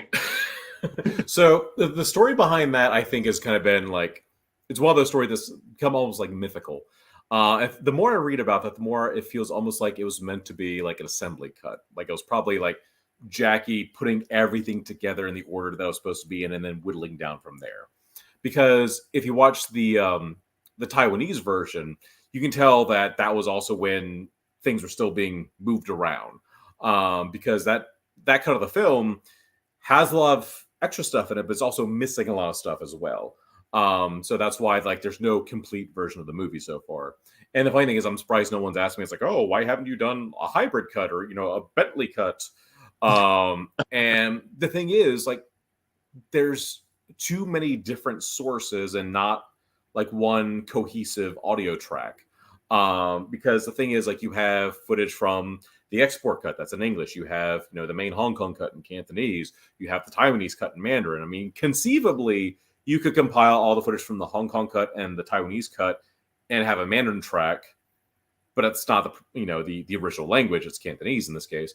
Then you have the export scenes, which are like an extra 2.5 or 3 minutes, which speak English. So you'd be having like multiple languages no matter what you do. And I try to stay away from that where possible, but there's another title I think you're going to bring up later on where that was still unavoidable, but the quality was still good across the movie. But with Young Master, the Taiwanese cut, I've only ever seen from like a VHS rip. Like I would have loved to have seen a film scan of that, but no luck on that one. Not even the export cut. I was shocked about that one because I think I first got the heads up on 88 doing Young Master in, I want to say it was like February or March of 2020. And so I'm thinking, oh, cool. Well, Fortune Star's been pretty good about, sending us multiple cuts of these movies. So, I'm sure, the Hong Kong cut will be the priority. They'll probably send us the export cut. Cool. Nope. All we got was the Hong Kong cut. I'm thinking, come on, guys. Where's the export cut? Like, what's so funny is that, going back to what I was saying earlier about Tai Sang was really good about getting masters from Media Asia of multiple cuts of films, especially in like the VHS era, where if you wanted an English version of a film and a Cantonese or Mandarin version of a film, you needed to buy multiple videotapes. That was your only option. And with Young Master, that was a case where Media Asia had both cuts of the film. They had the export cut, which to this day, I'm still not sure how this happened, where the export cut became public domain in the US. It's really weird because there were like DVDs and VHS releases of The Young Master that were not by Tai Sang. Like, in fact, I actually have the DVD from, I think it was Platinum Corporation, who put out a bunch of public domain stuff on DVD in the late 90s and early 2000s. And for some reason, The Young Master was one of their titles, and it was the export cut. But that's the thing, like Media Asia at the time had these different masters. And so with Forge Star, it was always the Hong Kong cut anyway. It's like, okay, well, that makes sense. That's the longest cut of the film officially. But then when we were working with them, like I said, I hoped that we were going to get that, and it didn't happen. So what I had to do, once again, it's always something. The only cut of the film that I've seen with that footage in HD was the Japanese theatrical release. So what I had to do was I had to go in, take that footage out, and then mask out what I call side titles, because with the Japanese theatrical releases in the 70s and 80s, they put their subtitles on the side. So you kind of like read like from right to left and top to bottom. So I just call them side titles because they're not sub, they're on the side. And so what I had to do was I had to use standard def sources and upscale them to kind of mask out where possible. In the case of the longest deleted footage, I actually used the Hong Kong Legends version of that scene where they were in the garden stick fighting, or not stick fighting, but practicing with the sticks. Ironically enough, I think there was a photo of them stick fighting that was deleted. So I think that's why that was in the back of my head. But yeah, so it was a decent quality source, but it was still standard def. It was anamorphically enhanced, so it was still easier to work with. But once again, that was Media Asia having access to that footage. So I'm like, well, you had it at some point, guys. But nope, I had to go through, I had to mask up the subtitles, do some rudimentary restoration. It's not perfect by any means. And, squeeze it back into the movie. And then on top of that, there's just like the multitude of audio tracks that I was working on, because I think for the export cut, we stuck with just the English dub, if I'm not mistaken. Yeah. But then we had two versions. Initially, I just wanted what I called the extended export cut, where basically up until the final fight, it's the exact same.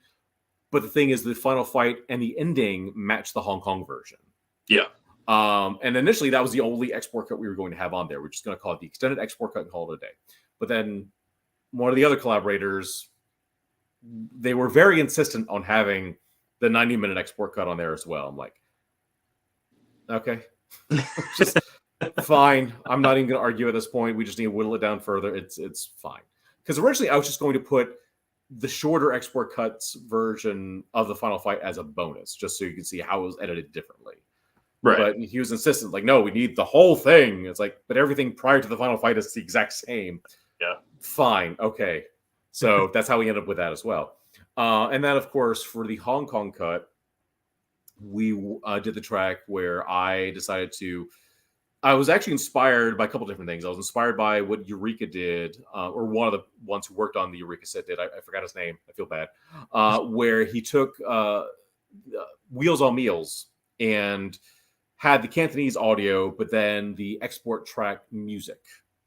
Because that's one of those films where it's like, a lot of people like the export cut music, but they might want to listen with the original language. So, someone who worked on that set did just that. So I thought of doing the same thing for The Young Master. And funny enough, I did the same thing with The Big Boss for the Shout, and I think Criterion versions, where I had a newer Mandarin dub from the Universal Laser version, and then added the Peter Thomas music back in. So it was actually initially an Easter egg on the 2016 Shout Blu-ray, but then Criterion just made it one of the regular audio tracks.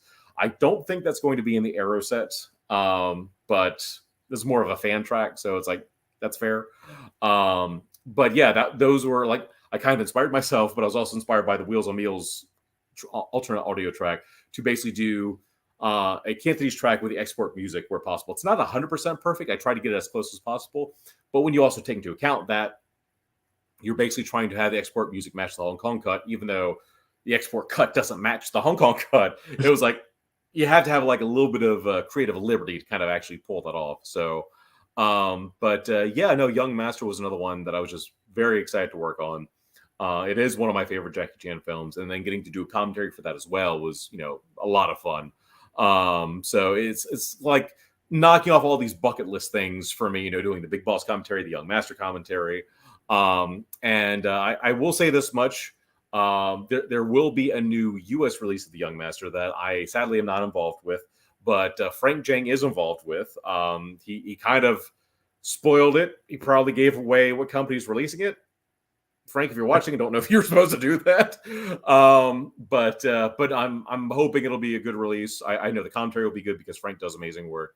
I always say that when people are like, oh, Brandon does good work, it's like I am like this compared to people like Frank and Mike Leader and all them who just do like all these commentaries like every week. I can't do it. Like I think I've done 5 solo commentaries this year, and I'm spent. So like I've done a couple of like duo commentaries with Mike Leader, and those are much more of a walk in the park. But when it's just me, like all ears are on me, it's like, I try not to, say anything wrong. It still slips through. Like sometimes later on, somebody is like, oh, Brandon got this thing wrong. It's like, that sounds about right.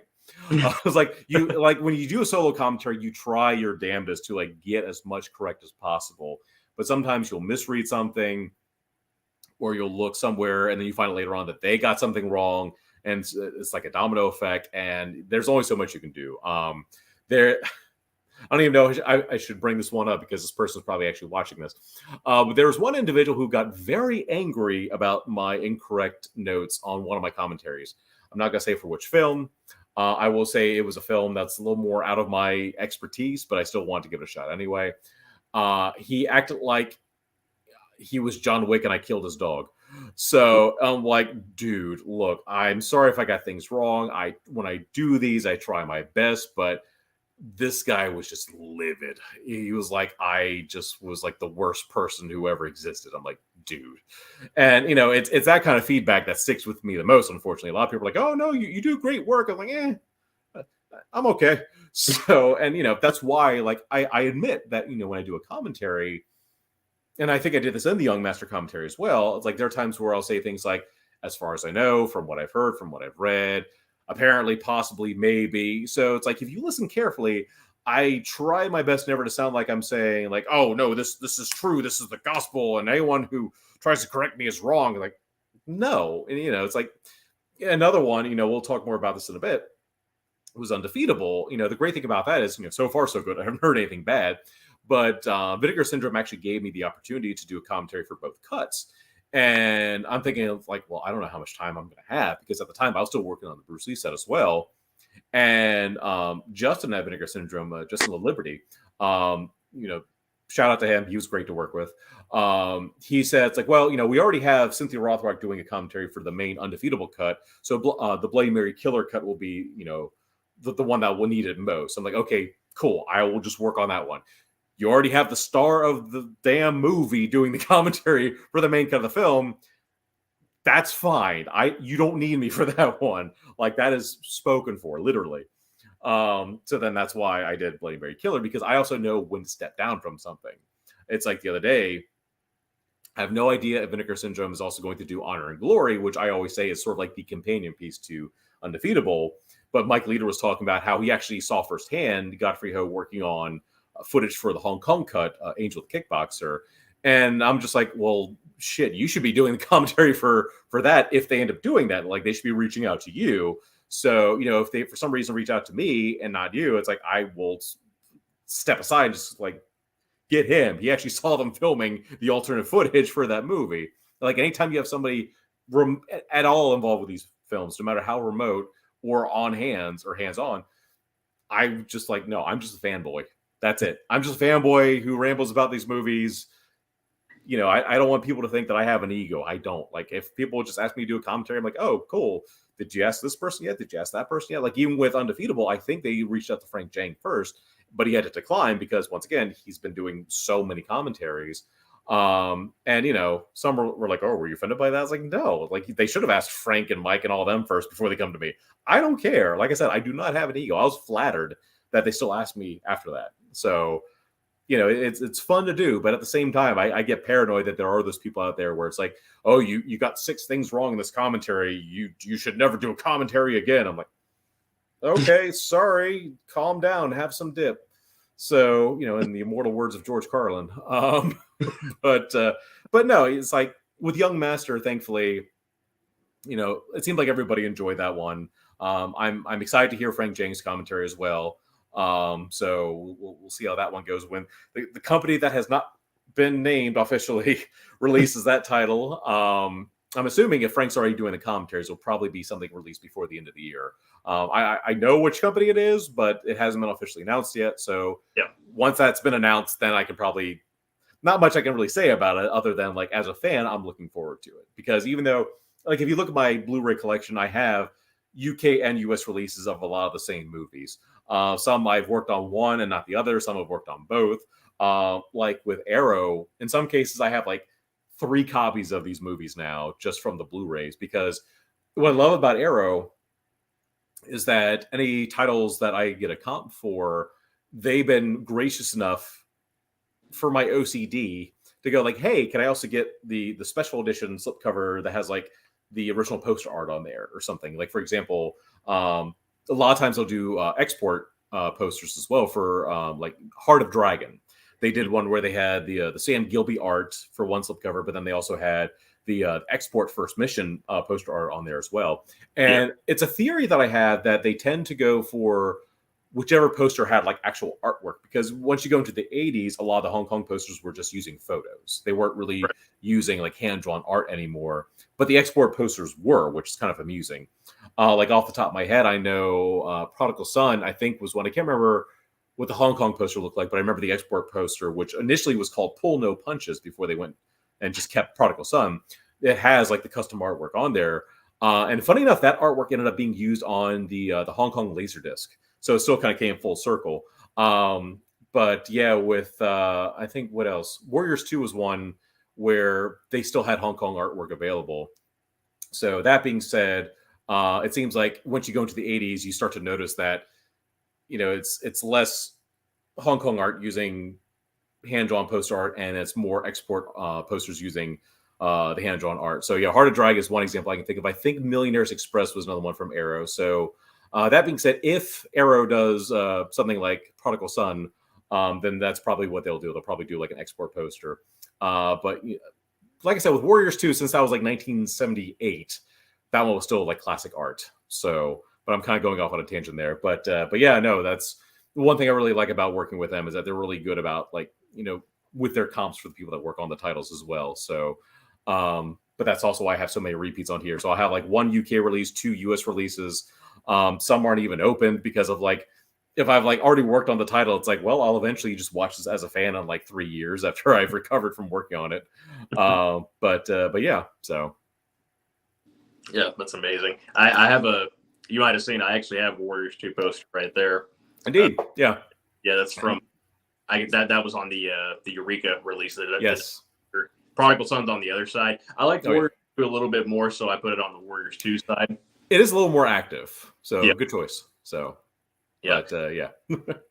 Yeah, so, another thing, I don't know if this is the one you're talking. You said I might bring this up later. I don't know if this is it, but another one I wanted to talk about, and I watched it with your commentary 2 days ago, and that is, of course, New Fist of Fury from. Oh, okay.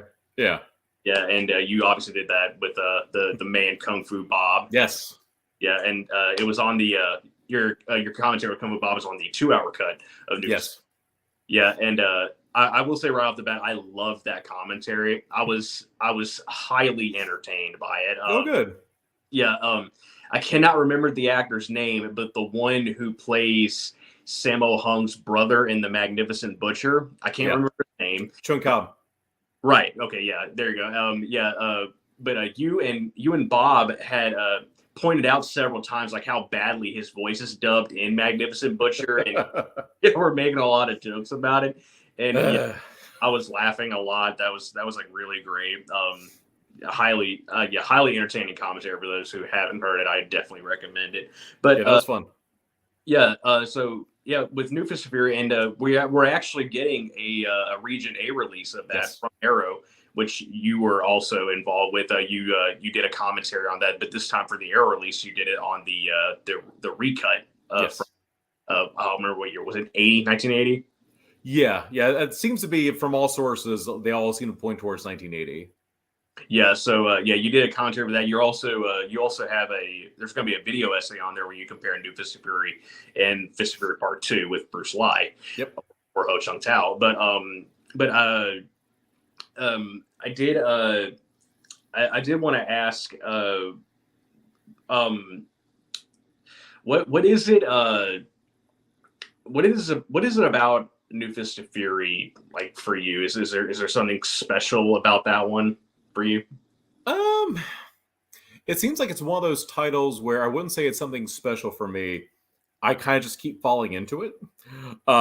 Because funny enough, I'm trying to remember when I first saw it, because I think of the commentary, I might have actually, it's funny I made the joke about making mistakes in a commentary. Now I think I made a mistake in a commentary about my own life.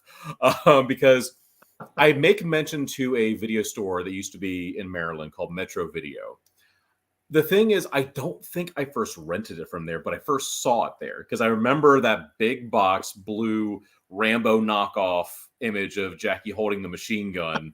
But I never rented it from Metro Video to begin with, but I remember giving them a shout out because funny enough, I used to rent on the Jackie Chan side of things. I used to rent Fearless Hyena from them, but I also rented what was then known as Chinese Connection 2 from Metro Video. So there was still a little bit of a correlation there between a knockoff Fist of Fury sequel and Metro Video.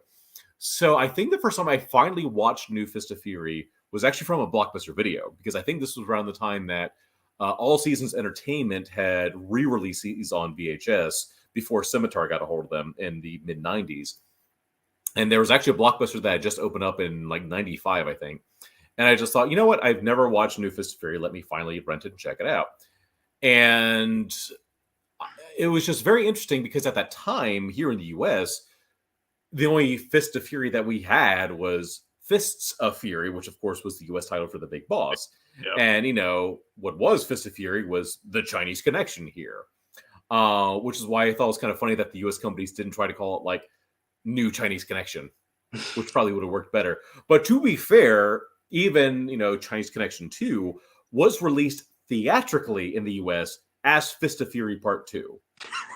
It's like, come on, guys. It's like 21st century distribution just didn't think about it. It's like, oh, this must be a sequel to that Bruce Lee movie, Fists of Fury. It's like, guys, like, you couldn't have bothered calling it Chinese Connection Part 2 so people would know what the hell it was. Because, you know, nowadays, you know, the Chinese export titles are more common in the US.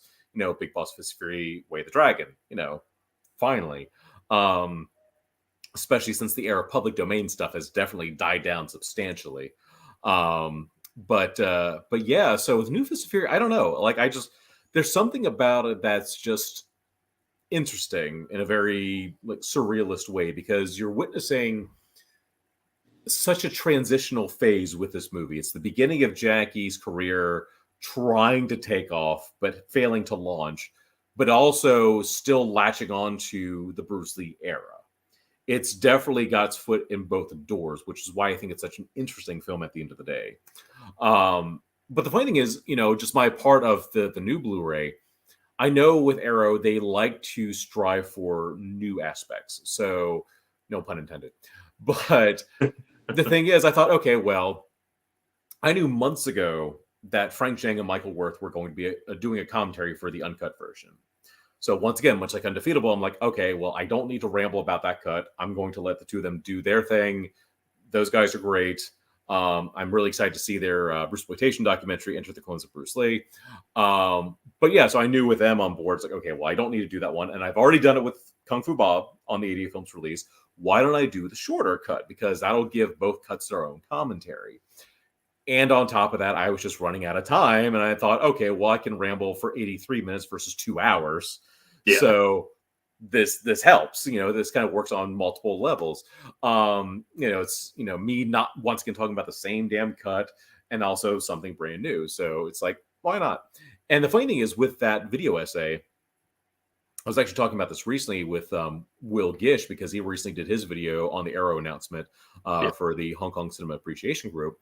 And so the video essay I did, I initially made for the Bruce Lee set, because it was actually James's idea. I was like, hey, why don't you do a video essay that talks about, you know, the similarities and differences between New Fist of Fury and Fist of Fury Part 2? Because what we'll do is, even though that's only going to be on the UK Bruce Lee set for the US fans, we can put it on New Fist of Fury. I'm like, oh, okay, yeah, that makes perfect sense. You know, that way fans of both territories can still see this video essay in some capacity. And this is also why you still see the Tony Stella artwork for New Fist of Fury, to kind of be a callback to the Bruce Lee set, even though, once again, Bruce Lee set is UK, New Fist of Fury is US, at least the Arrow version is US. But yeah, so the funny thing with that was I was trying to come up with a title, and the initial ideas I had were something along the lines of like One Fist, Part 2 Fist, New Fist. Yeah. Like, that's just a mouthful, because I wanted something that just was like One Fish, Two Fish, Red Fish, Blue Fish. Mm-hmm. And so I just landed on New Fist, Part 2 Fist. And at first, I don't think James quite got the joke. He's like, is that what you're calling it? I'm like, it's a Dr. Seuss reference. It's like, oh, okay, that's fair. So I think he was a little concerned that sounded a little weird. But yeah. Will got it right away. It's like, oh yeah, it sounds like, you know, Dr. Seuss. Like, yes, thank you. He got the joke. No offense to James. I think James was just worried about the title, which is totally fair. But yeah, it was kind of meant to be like sort of a little pun. But the thing I did that's kind of subtle is when you watch the beginning of the video essay, you see the Jing Woman Fist of Fury Chinese title kind of turning in the background, and slowly you see Xin and I think it's Xu Ji. That's the Mandarin for sequel, kind of form next to that title, because New Fist of Fury's Chinese title is Xin Jingwu Men, which literally means New Fist of Fury, or rather the New Gate of Jingwu, while Fist of Fury Part 2's title is Jingwu Men Shuji, or Chengmo Men Jukja. I think that's correct. I only know very, very rudimentary Mandarin and Cantonese. So basically, like, the Chinese title hiding behind it is sort of like just smashing together the Chinese titles for New Fist of Fury and Fist of Fury Part 2. Because, yeah, the title Fist of Fury Part 2 is very literal. It's Fist of Fury sequel, or, the Gate to Jingwu sequel. Because I only recognize those characters from Police Story 2, because Police Story 2 did the same thing, I can't remember the proper pronunciation on that one, so I'm not going to try, because someone's going to rip me apart later. But yeah, so it was kind of just interesting to kind of like parallel the two and also see overlaps with, cast and locations, similarities and differences, and how in some cases those films could have worked as like sidequels to each other, if not for like a couple of different factors here and there. Because that could have actually been interesting. So it could have been sort of like the Fist of Fury cinematic universe, have one film that still takes place in Shanghai, have one that takes place in Taiwan. But it could have been pretty cool. But, Lo Wei was too stubborn to, work with anybody else. So it's like, no, you do yours and I'll do mine. And yeah, that whole thing was very interesting. But yeah, so aside from, the video essay, the new commentary, there's also 2 new tracks on the longer cut that we discovered from an old VCD release of the film. So initially I was only going to add 1 more track on there because there was actually a track done by Ocean Shores in Cantonese for the longer cut of the film. So technically speaking, there is a Cantonese track for the longer cut. It's just with different voice actors, not the same from the early 80s re-release. And also on top of that, it uses different music cues in this version of the film. Some are the same, but whenever they had to redub something, then they had to use new music. And in some cases, they use cues from like Project A.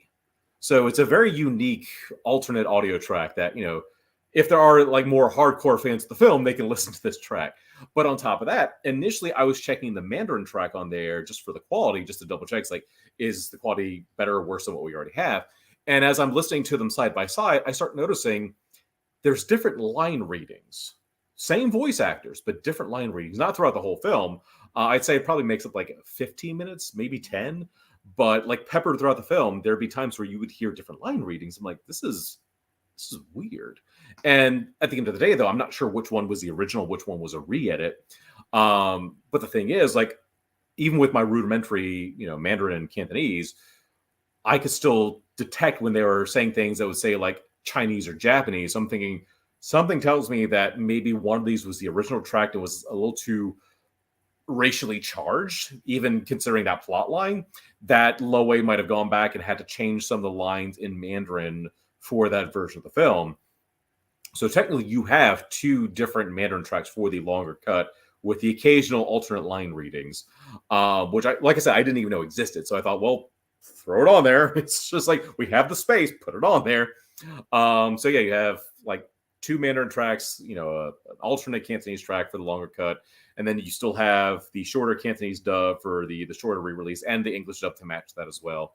So yeah, like we try to throw in all the options on there. I mean, obviously there's still things on the 80 Films release that aren't going to be on there, like my previous commentary with Kung Fu Bob, but there's a lot of new stuff on the Arrow release that are not on the 80 Films release. And that, like I said, that's what Arrow always strives for. They strive to get as much new stuff on there where possible, which is one of the things I love about Arrow's work. And obviously they'll still bring in like archival things where possible if they know it's something substantial. But they also just don't want to seem like they're rehashing things either. But it's tricky because just as a fan, like of like physical media in general, there is that fine line of like, how much do we want to port over and how much do we want to just have brand new? Because you have it's a double-edged sword, because you have people that'll say, oh, it's just being rehashy. But on the other side, it's like, oh shit, now I need to keep this old release because it has this thing on it. So it's like, it's a really tricky scenario, basically. Because I saw something recently for something completely different. Someone was saying, I think it was the 4K of National Lampoon's Vacation, where apparently they didn't bring over all the extras from the last Blu-ray release. So I'm just like, oh, that's weird. But then you have something like Warner Brothers or Enter the Dragon, also from Warner Brothers, where they are just bringing in all the old shit again. Like, I'm excited for the new 4K of Enter the Dragon from Warner Brothers, but my God, that Paul Heller commentary has been around for 25 years now. Like, yeah. The fact that they're using a 25-year-old commentary that was initially recorded for the 25th anniversary, do new commentary, guys. Like, I know they'll never work with somebody like me. And the sad thing was, I was this close to trying to do a commentary for Enter the Dragon for the Criterion set. And that was like right when everything was locking down for COVID. And I was like, my brain was mush. I couldn't even think of anything straight at the time. Mm-hmm. So it's just like, yeah, I can't do a commentary. And like the boat left and I wasn't on the boat, but I'm not going to dwell on what I could have done. Knowing that I had that opportunity right there is still kind of cool. But at the same time, Warner Brothers themselves never would have used it. They just stick with what they already own. It's the same Paul Heller commentary that no one's enjoyed. I mean, that's one of those tricky things where it's like, yeah, he is somebody who worked on the movie, but it's one of those things where you can tell he's like, just kind of like he hadn't even seen the movie in years. And then I think he pointed out his own cameo when he was transcribing the Morse code from Bruce Lee. And that was like the only thing. He didn't even point out Jackie Chan of the 3 times that he was on screen. Mm-hmm. And I'm like, come on, man. But, you know, I'm not going to dwell on things like that. It is what it is. You know, there are some Blu-rays and 4Ks where you do the best you can with one aspect and then the balls drop somewhere else, you know, whether intentionally or unintentionally. And that's the thing. Like with all these releases, I didn't expect to get so many reactions from this post I made on this past Wednesday in the Hong Kong Cinema Appreciation Group, where someone else was complaining about, once again, I'm not going to name names or even the title, but someone was complaining that we put a 5.1 remix of an English dub on one of the Blu-rays. Mm-hmm. Now, to be fair, a lot of us don't care for those remixes. Yeah. Because 9 times out of 10, they are not using the original stems. Like the few examples I can think of that are actually good remixes of the Hong Kong films from like 90s and back, Dragons Forever and Super Cop, because they were actually done from scratch. They actually had access to the original elements, the original music, and everything. So those were remixes done using the original elements. Those can be good. But then Fortune Star, a lot of times, for all the good they do, when it comes to audio, they like to put in a lot of new sound effects over top of old ones, and it just doesn't blend well, especially with the older films, because the quality doesn't match. You'll have a sound effect from like post-2000s being slammed on top of sound effects recorded back in the 70s, and it doesn't blend. Like if you can blend them better, sure, but for the most part, they just don't work. So that's why a lot of people get a little irked when those tracks are on the discs. But here's the thing. For the title in question, that was the only way that we could get access to an alternate dub. I mean, granted, most people don't like the newer dubs, but as a completist, it's like, just put it on there. Why not? You know, yeah. You have that option. And also, in the case of this film, I think that was the only way that you could get a complete dub from start to finish. Like this, the film in question actually had the export dub, the classic dub, if you will, with Cantonese patches. But it's not a complete track. So the only way you could have a complete English dub for the Hong Kong cut of the film was with this remix. But at the end of the day, it's an optional track. You can still listen to it in Cantonese mono or English mono with the Cantonese patches, or watch the export cut, which has the original export dub from start to finish with no, changes in audio. Right. It is an option. And once again, a few people who were commenting, like you had the initial poster, it's like, oh, why would they put this on there? And then a couple of people, like someone said it was like a betrayal. I'm sitting there like guys, just don't listen to the track. The option's there, because here's the other thing. At the end of the day, the more casual film buyers who haven't completely abandoned physical media, for streaming, they'll see that as like, oh, it's got remixes on. This will sound great on my sound system. Like they don't know. They don't care. Like the whole point of DVDs, Blu-rays, 4Ks is to try to appease to as many people as possible. Yeah, the original theatrical mono, sometimes Dolby Stereo if it's like a 90s era film. For the purists like us, you have the remixes for the newer people who might be the casual watcher. The options are there. As long as you're not putting in those options in place of something else, I don't care. Because like I've seen so many Blu-rays, ones I haven't worked on where you have a 5.1 remix on there or even 7.1 remix, but they also have the mono tracks. I'm like, okay, cool. That's what I'm going to listen to. And, but people get upset over options now. I'm like, we can't win. And so that's why I made the post kind of joking that it's like, I've had people get upset that a track has been left out. I've had people get upset that we put tracks on. And it's just like, Paul Dre, who runs the Jackie Chan Appreciation Group, he said it best. He's like, damned if you do, damned if you don't. I'm like, bingo. So at the end of the day, I would rather be, damned for putting too much on a disc than not enough. Yeah. Because I feel like at the end of the day, that gives you more options. It's easier to ignore something than to try to put something back on that you can't. So that's just my opinion. That's why, like, for example, when it comes to like alternate versions of films, like so many people to this day still get angry about the Star Wars special editions, which I get. But I think a lot of people miss the fact that it is the fact that we just don't have access to the originals. But then you have something like Blade Runner, where you literally have like 5 cuts of the film. And I don't mind it because you still have access to whichever version you want to see.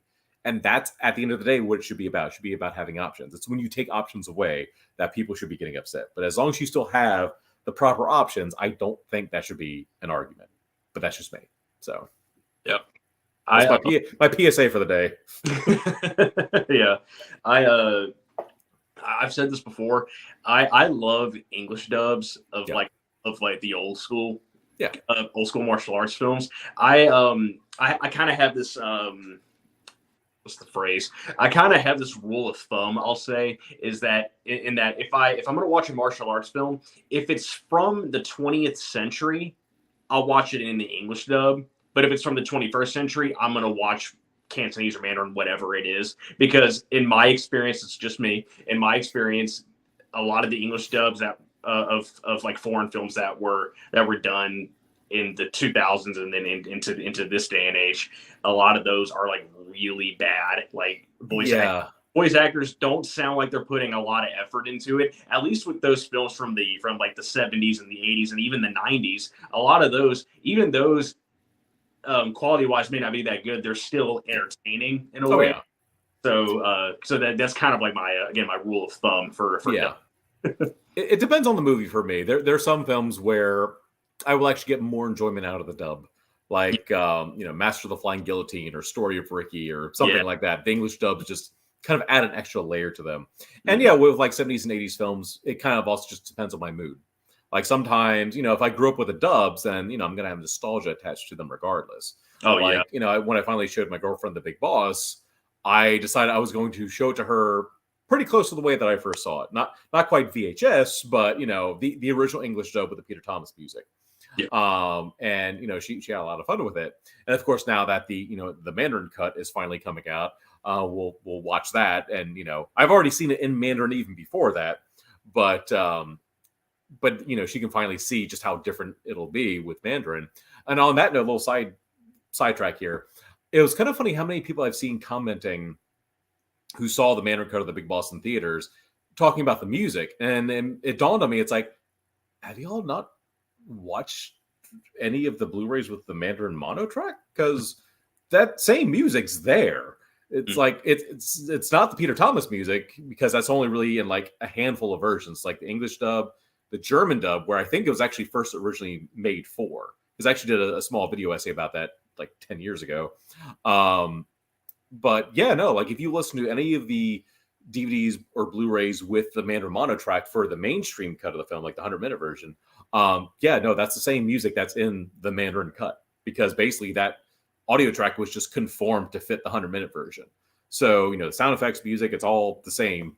But no, I was just surprised. Like, did y'all just not watch the Mandarin mono version ever? Because it's the same music that's in the Mandarin cut. But I digress. Yeah. So we do have there are a couple other things that I did want to touch on.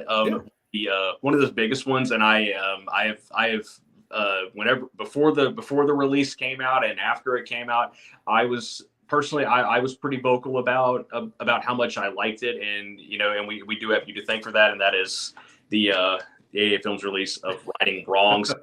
You did the ultimate cut, like you were the brains behind the ultimate cut, and I want to say again, I believe I've thanked you before, but again, thanks for doing that. I really liked the ultimate cut. It felt like a complete film, which I know that was your intention, and I love the ending randomizer. When I watched the ultimate cut, I did it with the randomizer, and I got the ending where Young Bu and Cynthia Rothrock both live, and I was a little disappointed because I had already known that.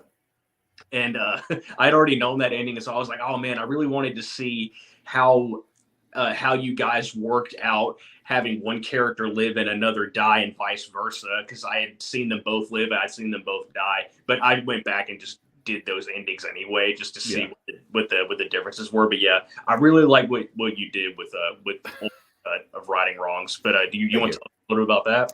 Yes. So Righting Wrongs was just a very interesting wave to ride, Because I forget when we first got the heads up that we were working on that one. It's probably like at the very beginning of 2022, if not the end of 2021.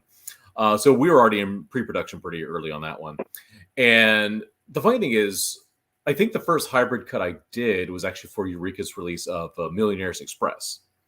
And I actually have to thank Iron God for that one. You see that username pop up on a lot of these titles. Yeah. I actually still work with them on a few things, sort of like don't want to say a middleman, but sort of like the liaison between myself and like Eureka and companies like that. But no, with Righting Wrongs, I thought, okay, well, a lot of people like the hybrid cut of Millionaire's Express. Is it even possible to do a hybrid cut of Righting Wrongs? Because there were a lot of variables that came into play. As I mentioned earlier with Young Master, one of them with Righting Wrongs was different languages. Because while conceivably we could have done like a full Mandarin track for the film, I kind of wanted to just do it as Cantonese as possible, basically, because that is the primary language of the film. Right. So then we just stuck with Mandarin for the extra scenes, and we're just like, it's fine. But even then, some of the scenes would have only been in Cantonese, even if we tried to do Mandarin all the way. Now that I think about it, because there were some scenes only in the Hong Kong version, not in the Mandarin version or Taiwanese version. So actually, either way, we would have been screwed. There still would have been a change in dialect. So once again, we just thought, okay, well, Cantonese is priority. We'll just do Cantonese and then Mandarin for the excerpts. And then the thing is, like, I had to review both cuts of the film just to make sure that nothing was like alternate, aside from the obvious ending, of course. Like if any scenes would have actually like contradicted something else. And the more I like double checked everything, the more I'm like, no, not really. Like you could just put the scene here, put that scene there, and it should be fine. But then once again, then we came to the giant hurdle of the ending or endings. And it's like, all right. At first I thought I might just say screw it and then just do the Hong Kong ending, because that is, the original ending. Yeah. But then, we kind of weighed our options, and I knew we still had access to Dave McKenzie at Fidelity in Motion. I feel like he does not get enough props for the Righting Wrongs hybrid cut, because my God, this man, when it comes to branching, this dude's a magician. Seriously. I know I said that about James with the Bruce Lee set, but when it comes to seamless branching, Dave McKenzie is amazing. Because the thing is, like, I actually got to see all the files in the screener disc that was sent to me, and literally it's just like puzzle pieces that the player will just jump from one to the next, and it really shows just how exhausting trying to do that kind of branching can be. So I thought, all right, is it possible that we can actually give the option to branch to different endings, or even a random ending? Because believe it or not, the most unlikely inspiration for this, Clue the movie. Because I think it was the Blu-ray edition, because I think the DVD toyed with it a bit, but the Blu-ray, I think, gave you the option to do pretty much the exact same thing. Watch it either with all three endings, basically the home release version. Because pretty much from the VHS release of Clue the movie onward, they would just smash all three endings together with like little title cards saying, that's one way it could have happened, but what about this? And then, like, oh, that's another possibility, but here's what really happened. So literally every version after was like that. But then the Blu-ray was like, hey, we can either do the home release ending, or we could do, pick one of the three endings, or pick one at random. I'm pretty sure that's what they did. If not, then I'm misremembering, and that's just inspired me anyway. But yeah, so we kind of toyed with the idea. It's like, can this be done? And they're like, yeah, let's do it. I'm like, all right, cool. Can I make this even more complicated? Because one thing you mentioned was the randomizer. And the thing is, like, having just two endings wasn't going to be enough. Like, even though there are only two official endings, I thought, well, once you see what happens to Rothrock, that's it. We're done. You know what's going to happen to Yun Bu. Mm-hmm. So I thought, can I make two unofficial endings for this? And so basically, the easier one to do was Rothrock living and Yun Bu dying, because basically all I had to do at that point was, after he jumps out of the plane, just cut to the ending when he rises up in the water, and then the main theme kicks in. That's it. Rothrock dying and Yun Bu living was a case of, why did I do this to myself? Because at that point, I had to be more careful, because obviously when they pick up his body in the boat, in, you know, the happy ending, there's a lot of footage of Rothra, either her like seeing him being picked up or her trying to, you know, wake him up and stuff like that. So at the end of the day, it's like, all right, so how much of her can I get out of this? Because if you look carefully at that custom ending, I think there's still the wide shot of the two boats leaving before it fades to him in the courtroom, where you can still see like a figure in the distance with a white top and black pants. And you're like, it's fine. It's just somebody else with blonde hair and a white top and black pants. It's fine. It's fine. It's fine. Because I toyed with like, can I mask her out? And I'm like, I'm going to spend like another week on just this. No, this is fine. This is fine. But yeah, when I got the first QC disc to test out, it was actually a digital copy. I just burned it to my own disc.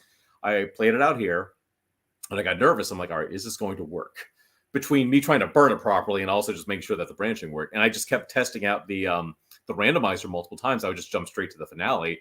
And yeah, sure enough, different ending every time. And on top of that, as you mentioned earlier, just like picking your own ending from the start, I was trying to come up with like sort of cheesy names that would like imply what would happen at the end. I was kind of inspired by like the old days of DVD when they would actually put an effort to like name their chapters. Right. So in like those who've seen the film and both cuts would like read between the lines and get it. But those who are new to the movie, seeing those different ending options would be like, I don't know what that means. So let's click. What is it? I think it's like vigilantism never prospers or something like that, where basically it's Rothrock survives, then Yumbu dies. But yeah, I can't remember all the names off the top of my head that I came up with. But yeah, like if you read between the lines of all four names, you're like, oh, well, that means that they both die, they both live. One lives, one dies. But no, the awkward thing with this whole thing, part of the reason why I said it was such a wave to ride, was I think it was May of last year that Vinegar Syndrome announced their release of Righting Wrongs. Mm-hmm. And we were already like really in the thick of the 88 Films version with everything that we were working on. And that put me in an awkward spot because I was already a Vinegar Syndrome fan to begin with. Mm-hmm. But out of nowhere, I just became like a competitive asshole. I'll be like 100% honest. And there basically were like barbs kind of being flung basically between the fans of both sides, Vinegar Syndrome and 88 Films. Not so much from, 88 or Vinegar Syndromes themselves. There was one stray thing that happened that wasn't even related to Righting Wrongs. I'm not going to mention the name, but it was someone who was working at Vinegar Syndrome at the time who called out the audio on an 88 Films release that I worked on. And it felt like a thinly veiled barb thrown at me. Mm-hmm. And I remember talking about that on Twitter, like, oh, that awkward moment where someone from one of your favorite film companies kind of shits on the work you did. And so that tweet that they put out was pulled back. But at the end of the day, I will be 100% honest. I got way too bent out of shape. I should not have gotten so competitive like I did, because at the end of the day, the hardcore fans are going to make their selection regardless. If they're Vinegar Syndrome fans, are already going to get that. If they're 88 Films fans, are going to get that. If they're Righting Wrongs fans, they'll probably get both. Because there are things. There you go. And at the end of the day, it didn't matter because water under the bridge. I have both. So do I. I have my comp copy from 88, and I have the Vinegar Syndrome release, because at the end of the day, they did an amazing release. And to be perfectly honest, Righting Wrongs did not have a U.S. release since like 2007 with the Dragon Dynasty DVD. So it was a long time. Yeah. Like 15 years before there was another release of that movie here in the U.S. So I applaud Vinegar Syndrome for doing that. And yeah, I am that person who can admit when he's been a bit of an asshole himself. And, I got way too competitive on that one. And even the trailer I made for 88 Films didn't like directly call them out, but, it was still like done out of competition. And funny enough, like I'm kind of shocked that no one's called me out when I did the commentary for Vinegar Syndrome's release of Undefeatable. Because like, wasn't that the asshole who was talking shit about their release of Righting Wrongs? But if they do call me out, it's perfectly fair. But at the same time, it's also, a sign that we've kind of put all that behind us. In fact, I actually make reference to that at the end of my Bloody Mary Killer commentary on the release of Undefeatable. Because, I wanted to be 100% honest that, like while I was proud of my work for the 88 Films release of Righting Wrongs, I still felt like an asshole for like calling them out. Because once again, most of the US companies at the time probably would not have put nearly as much work into it as they did. And like I said, they have some, there's interviews on there that are not on the 80 films release, and vice versa. So, for the hardcore fans, get both, or if you're just a fan of one company or the other, just get that one. At the end of the day, it is what it is. And both releases are really, really strong. So. Yeah, I really like what Vinegar Syndrome did with it. I mean, and what got me to like want to try that one out was the differences with the special features. They do have different interviews. They have a video essay that's really good. They have that Best of Martial Arts documentary, which is an excellent documentary. It like showed me some films that I had never seen before, and so I have more stuff to check out now thanks to that. So it's kind of funny that you mentioned that one for a couple of reasons. That one, it's funny because I think a lot of people thought that was one that Vinegar Syndrome had produced, and the funny thing is the '90s kids. Or like, I remember when Fox put that on VHS back in like the early 90s, because the thing is, a lot of people don't realize that the Best of the Martial Arts films was the original title of The Deadliest Art. So Fox actually put that out on VHS and even Laserdisc in the early 90s. But it's funny because they called it The Deadliest Art, and then in like tiny font or tiny text, it just said The Best of the Martial Arts films. So I don't know why they changed it. I mean, I like The Deadliest Art. Like the Best of the Martial Arts films is pretty straightforward, dudes. Yeah. So that was actually how I first saw it. I saw it like 30 years ago. And it was so funny because going back to what I was saying about how like so many VHS companies in the 90s just weren't putting out these movies. There were so many Golden Harvest films in that documentary at the time that I didn't even know existed. And then, of course, me being like 7 or 8 years old, like, oh, maybe they're at Blockbuster. They were not at Blockbuster. Maybe they're at Suncoast. They were not at Suncoast. Not yet. Not for like another 5+ years. But it was really cool because, that was the first chance that we had to see a lot of these films. Like I knew Jackie Chan through the Lo Wei films, the American films, barely knew about his Hong Kong stuff. Like I managed to catch Young Master and Dragon Lord on Black Belt Theater because somehow this local TV station got a hold of those movies and put them on TV. But you couldn't actually find them in stores. But then suddenly I'm watching this documentary and I'm seeing stuff like, the Project A films, Armor of God, Dragons Forever, Wheels on Wheels, stuff I never knew existed. So initially I was pretty excited when I saw that the Best of the Martial Arts films was going to be on here until I saw what happened when Fortune Star mastered it. Because this was not Vinegar Syndrome's fault. But basically when Fortune Star did their master of it, they basically did the same thing they did with Bruce Lee Legend, Bruce Lee the Man Legend, in which most of the films were from upscaled masters. Like the easiest way you can tell is just watch the Righting Wrongs footage. Like the Righting Wrongs Blu-rays from Vinegar Syndrome look great. They're from the same 2K restorations. They look amazing. And then you look at it in the documentary and it's from an old upscaled master. But on top of that, here's the really weird thing. The original version of the documentary, especially if you watch either the Universal Laser DVD or the 20th Century Fox Laserdisc, is that you can tell that all the films that are in 235 stay in 235. All the films that are in 1.85 widescreen are formatted to 1.85. For Fortune Star's remaster, most of the 185 films are cropped to 235, including Righting Wrongs. So if you watch Righting Wrongs in that documentary, you have the black bars superimposed over top of the image. And I have no idea why that was done. So, but once again, this wasn't a fault of Vinegar Syndrome. That was just what they had to work with from the master from Fortune Star. And, I don't mean to shit on Fortune Star, between that and the remixes, because if it wasn't for them putting the effort into getting so many films again restored, we wouldn't be having these Blu-rays at all. But every once in a while, there's still weird things like this from their older era before they started putting in as much effort as they do now. So, because, nowadays we get stuff like the behind the scenes featurette for Hot Keto that was lost for years. That Fortune Star was like, hey, we should probably remaster this as well. So, you still have great things like that. But every once in a blue moon, you still have those moments where it's like, oh, this feels like the old days of Fortune Star before they were a little more collaborative.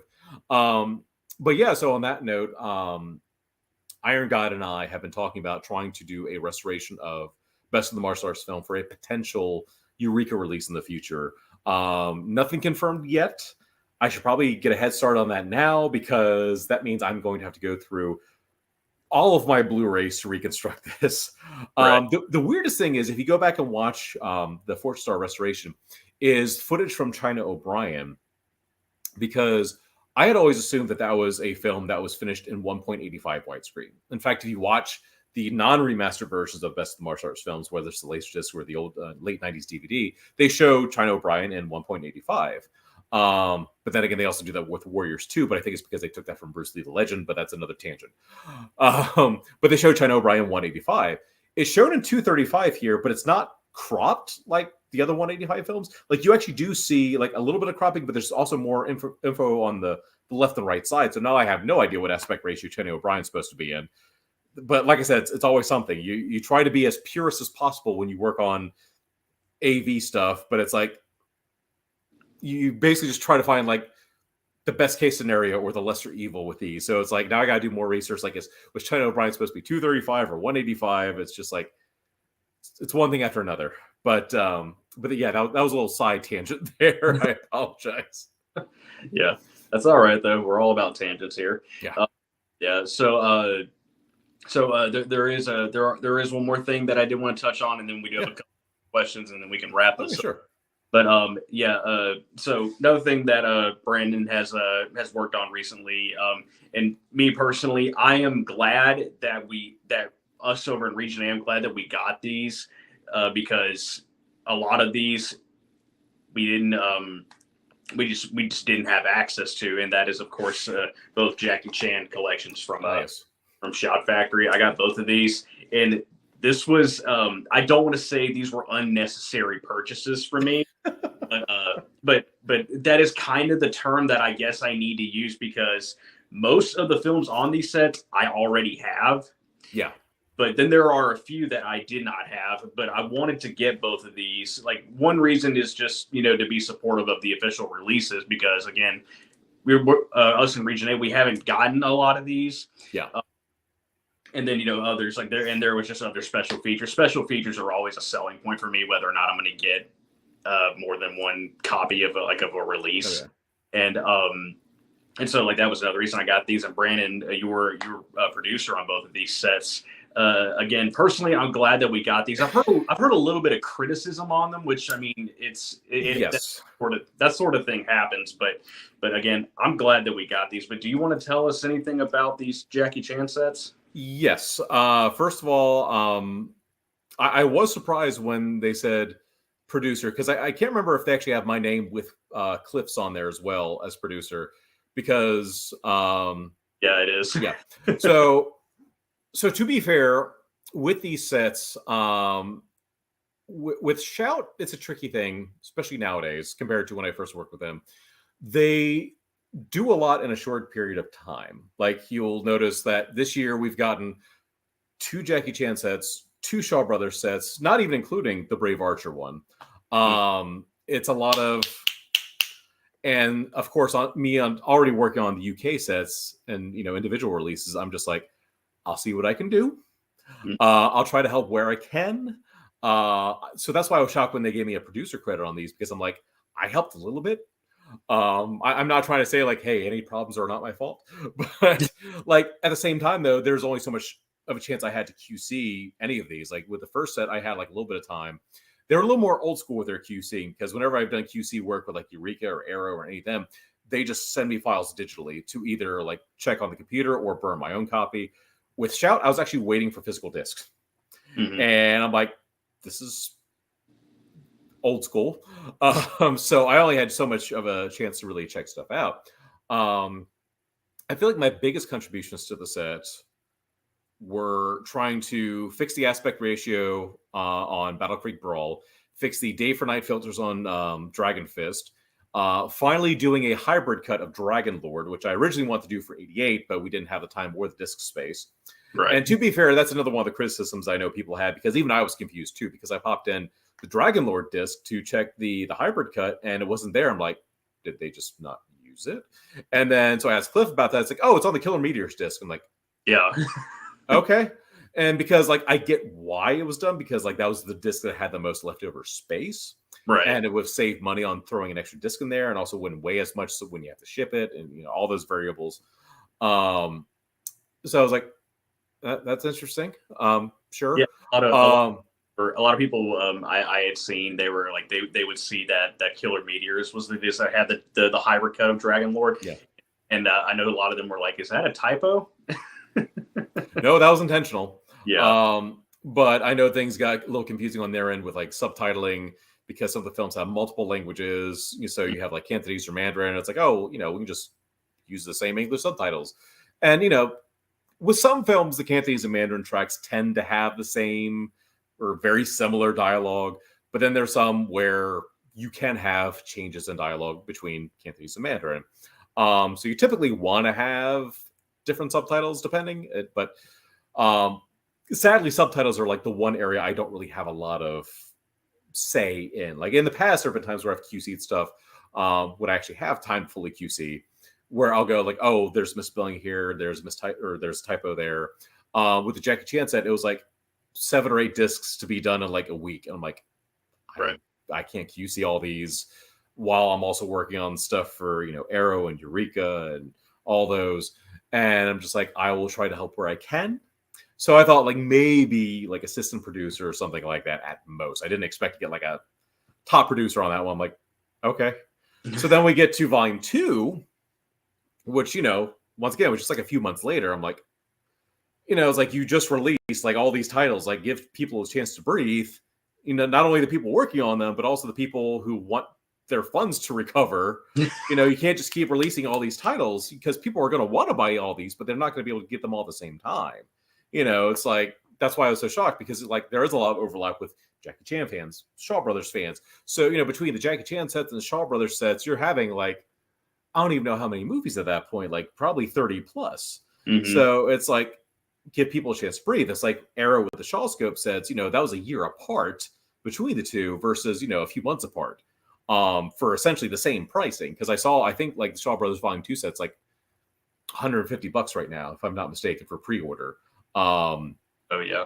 But yeah, so it's like you kind of need to spread it out a bit. But for Jackie Chan Volume 2, basically the best I could do on that one, the one advice I gave to Cliff, because I knew that Shout was working alongside with 88 Films to kind of oversee a few things on these releases. I said, if you follow how we did things on the 88 Films releases, you should be good. There's not much more I have to do. The one thing I want to do, even though it's a film that's not exactly everyone's favorites, was to fix the Hong Kong cut of The Protector. Because every release of The Protector has only had Jackie's Hong Kong cut in standard definition. I thought, okay, yeah, well, here's what I can do. Because, even though I just said I don't have time to do this, this, and this, I was still being a stubborn jackass. I'm like, oh, I could probably do this. I regret that decision. I'm glad people have enjoyed it for those who have seen it. But at the same time, like I was losing so much sleep, and just because, I'm trying to juggle that, other Blu-ray projects, day job, side gigs. It was just like, why did I do this? So basically what I did with this was, it was kind of similar to Young Master, in which I took the 2K restoration of the US cut and used that as a base. Then I took the standard definition version and used that as a guide to whittle down the US cut and like whatever footage that could be shared. And then I took the Japanese cut and then used that for the HD footage of the Hong Kong scenes. But once again, much like Young Master, I then had to mask out the side titles. It's not perfect. Like if you look carefully, you can probably see like the laid over footage being like a little wobbly. You're going to see like that weird sort of effect where it's like, this looks like there's 2 layers kind of moving in different directions. But, it's one of those things where it's like, until Fortress Star does their own restoration of that cut, this is sort of like the best you're going to get of that version. So like, I would love Fortress Star to do a restoration of the Jackie Chan cut of The Protector, but I can't think of any other chance that we're going to have. That was also the other motivating factor. It's like, well, 88 Films already did their release of The Protector. I can't imagine them doing a re-release of that one. I could be wrong.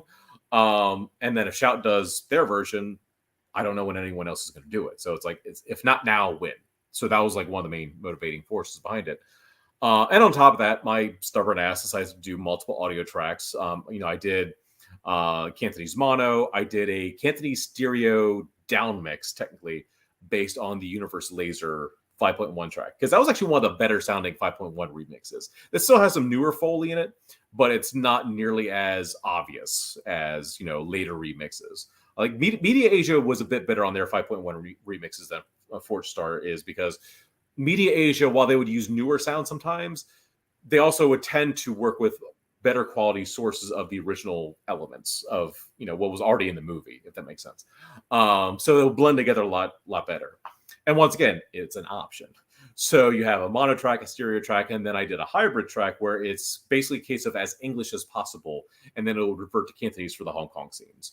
I didn't feel like doing a hybrid cut because I knew they wouldn't have the space, and it was just going to get too convoluted. So I'm just like, So yeah, I just settled on like make the Hong Kong cut look as good as possible.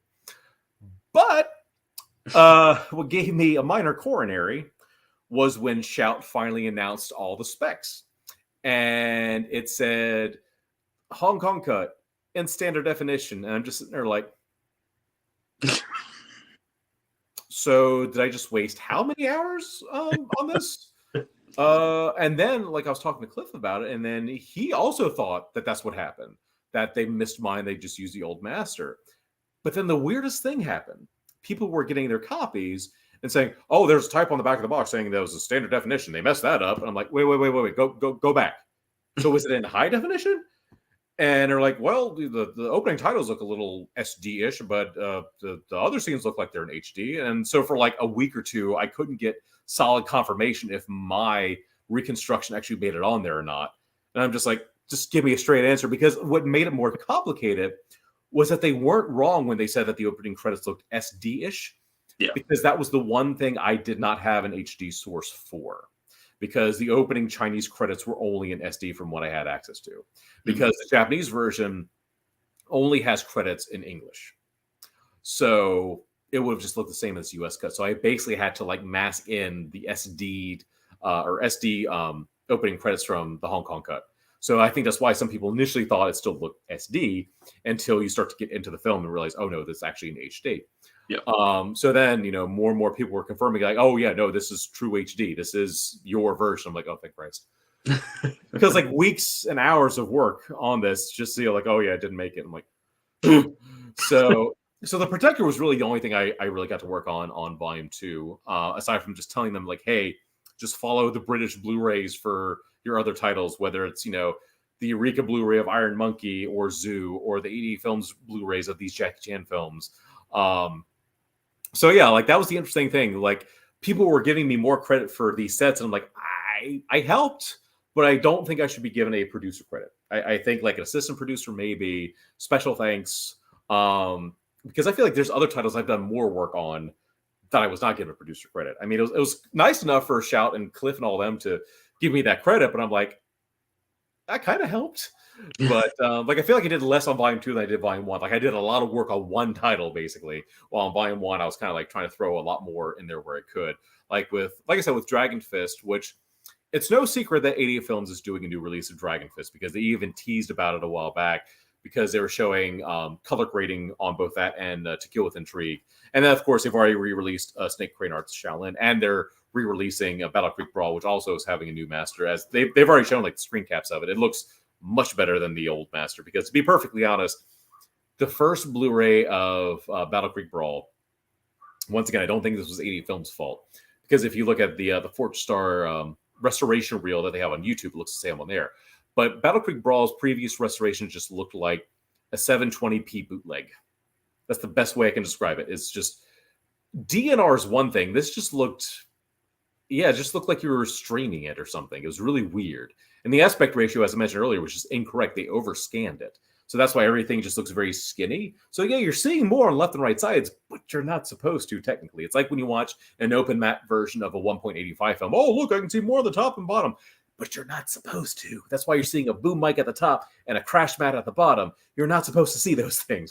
And the funny thing is, if you watch that older restoration on the 88 Films version, the biggest giveaway that it's overscanned, there's a couple actually, but in the training sequence with Jackie and Mako, when it's the slow-mo section where he's throwing the baseballs at him or tennis balls, and he's doing the backflips, if you look at the left side of the screen, you see this black strip, this thick black strip just sitting right there. I don't think it's in any other shot of the film, but it just looks like you scanned too far. Although technically you would see like the sprockets rather than just a black strip. But it's like, I don't think you're supposed to see that, because the camera does move left and right a little bit, and that's still there. So it's like, that just looks overscanned. And then when you look at the ending credits, you also notice that the ending credits look like they're too far to the right. They're not centered. So it's like, yeah, they just screwed it up. So on the Shout Factory version, I preemptively tried to fix some of these things. So technically, you're seeing less on the left and right sides of the screen of the Shout Factory version versus the first 80 films version. But once again, you're seeing what you were supposed to be seeing. So, and because I remember people made that complaint about going back to Warner Brothers. I think it was a 4K of Willy Wonka and the Chocolate Factory, because they're saying, "Oh, you're seeing less on the left side of the screen than you did on the Blu-ray. This needs to be recalled." You know, it's like that's the favorite word everyone likes to use is recall. Sometimes you should, and other times no. And this was one of the ones where it was the latter, where it's like, no, this is how it was supposed to be framed. It was overscanned, because people don't realize that just because you can see more footage doesn't necessarily mean it's correct or better. It just means that it wasn't done correctly. Because, you know, once again, it's like whenever I see, you know, the IMAX versions of a Marvel film or something like that, which Disney Plus is big on. It's not the same as open matting a 1.85 film, because they still, you know, finish the CG and stuff within, you know, where the 235 matting would have been in a 16:9 window. But at the end of the day, it's like, what was the cinematographer's intention? Like, did they plan like, oh, hey, we're going to frame this in such a way that'll work at both ratios? Or it's like, what was the artistic vision? What was the business vision? That's where it gets a little murky on some of those movies. But thankfully, a lot of these films that we work on tend to be 2.35 widescreen films. So we don't often have to worry about the matting aspect. Like Armor of God was one of the few where that was the thing they had to make sure was correct. But funny enough, I'm not even sure if I should bring this one up, but one title that was recently announced by Eureka is the Skyhawk. And if you watch the YouTube trailer, everyone's looking a little skinny. Basically, it was the same issue that happened with Battle Creek Brawl.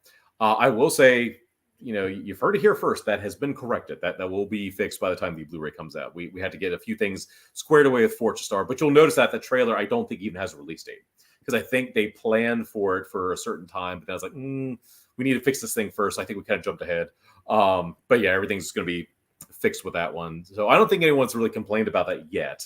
But all it takes is just one person, and the dominoes start falling. So, but yeah, Skyhawk is actually one I feel like a lot of people haven't really seen. A lot of people think it's like, oh, it's a Golden Harvest Wong Fei-Hung film. It'll be like Magnificent Butcher and Dreadnought.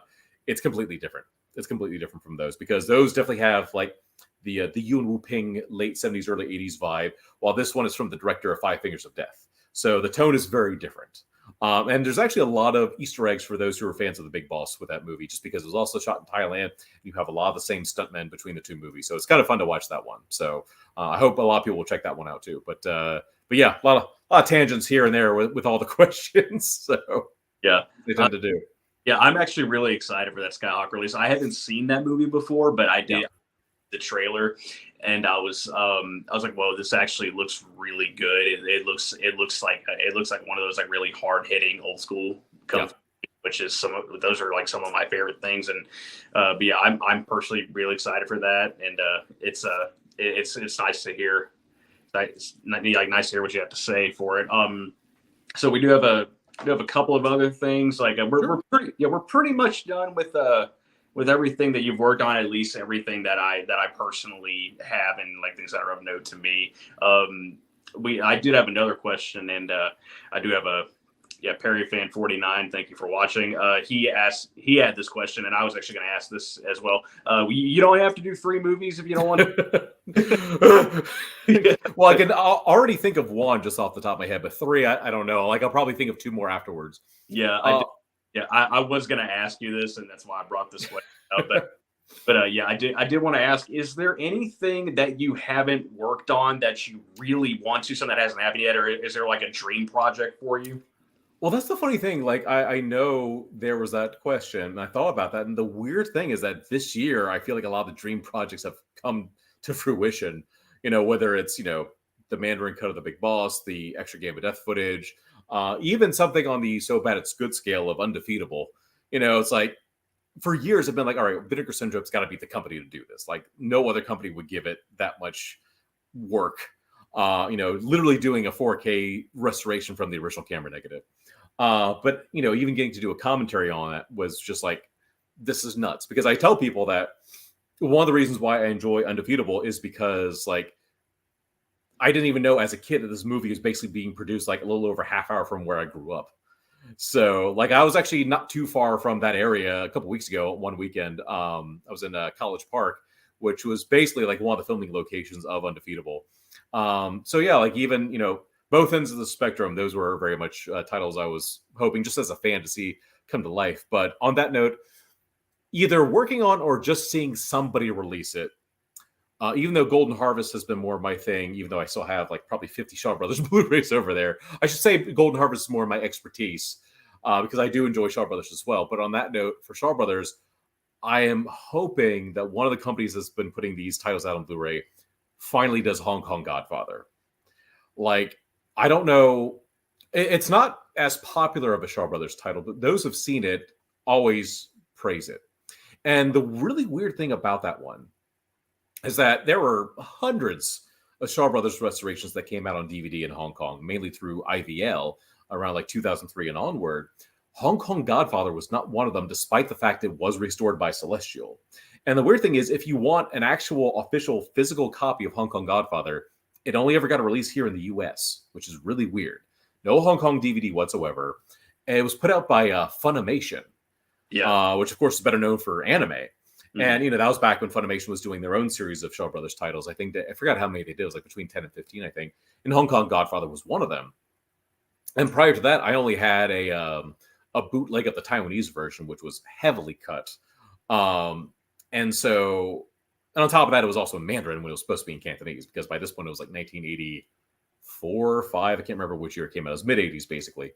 And so, it was cut and it was the wrong dialect. So this release from Funimation rectified that. And it was remastered. So it was remastered, Cantonese, uncut, and it looked great. And there's been nothing since. Like all these other titles have been getting these great Blu-ray releases, from Arrow. Arrow easily has done the best job with the Shaw Brothers titles, in my opinion. No offense to Shout.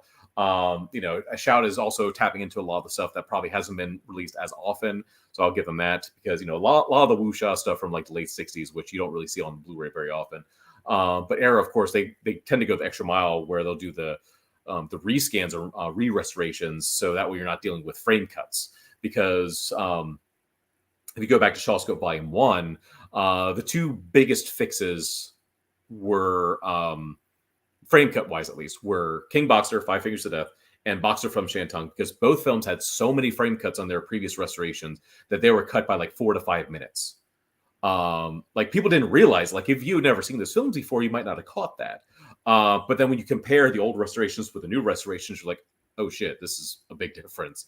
And some of them, the frame cut difference is like less than a minute for the full runtime, but still Arrow tries where they can to get these new scans done and the new restorations. And then you also have something like Chinatown Kid, which of course for years was just a whittled down, recut, Mandarin only version of the film. And then Arrow found an interpositive of the export cut and the original language track on top of that, because I never realized that the original language track was actually a hybrid, like an official hybrid, not like one of my hybrids. But it was like that film was meant to be both Cantonese and Mandarin, because different characters speak different dialects throughout the film. It's not just a matter of what footage was missing from what. It was just that the re-release cut that Celestial previously restored was only in Mandarin from start to finish. But no, so Hong Kong Godfather, I know at least one company said they don't have the rights to it. So I've already like wiped one out from the possibilities. But, the three companies I've done the most, 88 Films, Arrow, Shout.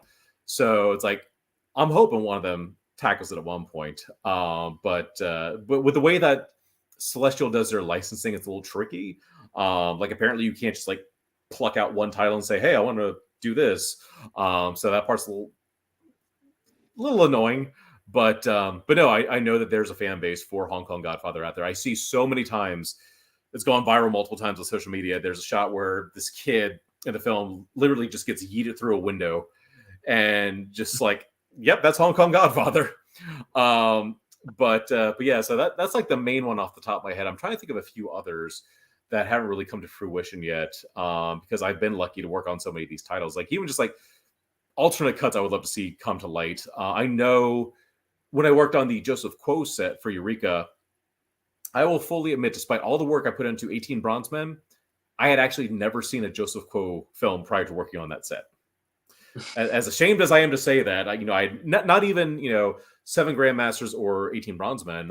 And I actually had copies of both. They're all my backlog. I just never had the time to just sit and watch until that set came along. It's like, well, I guess I'm going to watch them now. Yeah. And then the funny thing is, like, I didn't know the history behind 18 Bronzemen, and like that Joseph Cole basically went like full George Lucas on it and re-edited the film and started taking footage from his other movies. So I probably wouldn't even say George Lucas did, more Godfrey Ho did, or like a bit of both at least. And it was just so weird because like I was checking my old DVDs that once again I had never watched before. And I had the British DVD, which is based on the export cut. And that's when I saw firsthand just how different the two versions were. But that being said, you know, there are other just so cool films out there that people would love to see on Blu-ray that I know are kind of tricky to find film elements for. I think like one of the most infamous ones is Born Invincible with Carter Wong. For years, I've heard that so many people have claimed that original film elements don't exist anymore. Once again, that's another one I've yet to see, but I would love to work on because I feel like I need to rectify that. What was that? I said Born Invincible is an amazing movie. That's what I've heard. Yeah, that was like one of the very first, that was another one of the very first films I ever saw. Yeah, and that movie like just blew me away. I still love that movie. Nice. It's funny too because that's one that I always saw sitting on the shelf at like Hollywood Video all the time. I never rented it, and now it's like I need to fix this. But on top of that, I know like no one officially has the rights to that one as far as I know, but I know there was a lot of like murmurs as to like trying to hunt down a film element before anyone would try to get the rights. So it's not impossible, but it's one I wouldn't hold my breath on for like the next few years. But, you know, stranger things have happened, as we've seen with the Bruce Lee set. So that's another one. Even though I've never seen the film, I would like to work on it and do my best to get it out there. Because, you know, with 18 Bronzemen, in a weird way, this is going to sound a little arrogant, even though, once again, I'm very self-deprecating. Just seeing how many people were happy with the reconstruction of 18 Bronzemen, even though I had never seen the film before that. That's the weird thing. When I work on a lot of these titles, there are, you know, some titles I worked on I had never seen before, like a lot of the ones I did for 88 and Eureka. Like for 88, for example, is like Black Cat, Forbidden City Cop, stuff like that I had never seen before. But like the more you work on these titles, the more you just find yourself ensconced in them and you're researching them. And then by the time you're done with the Blu-ray, I probably knew more about these films than I would have if I just watched it just as a general film goer.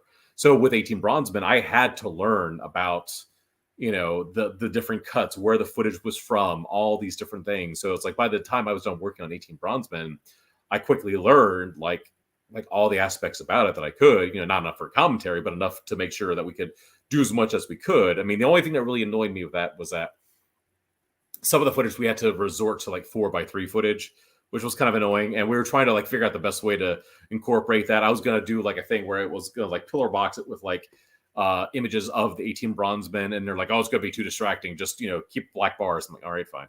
So it's like, it's one of those things where it's like, I wasn't going to fight over it. It's like, whatever the consensus is, we'll just do that.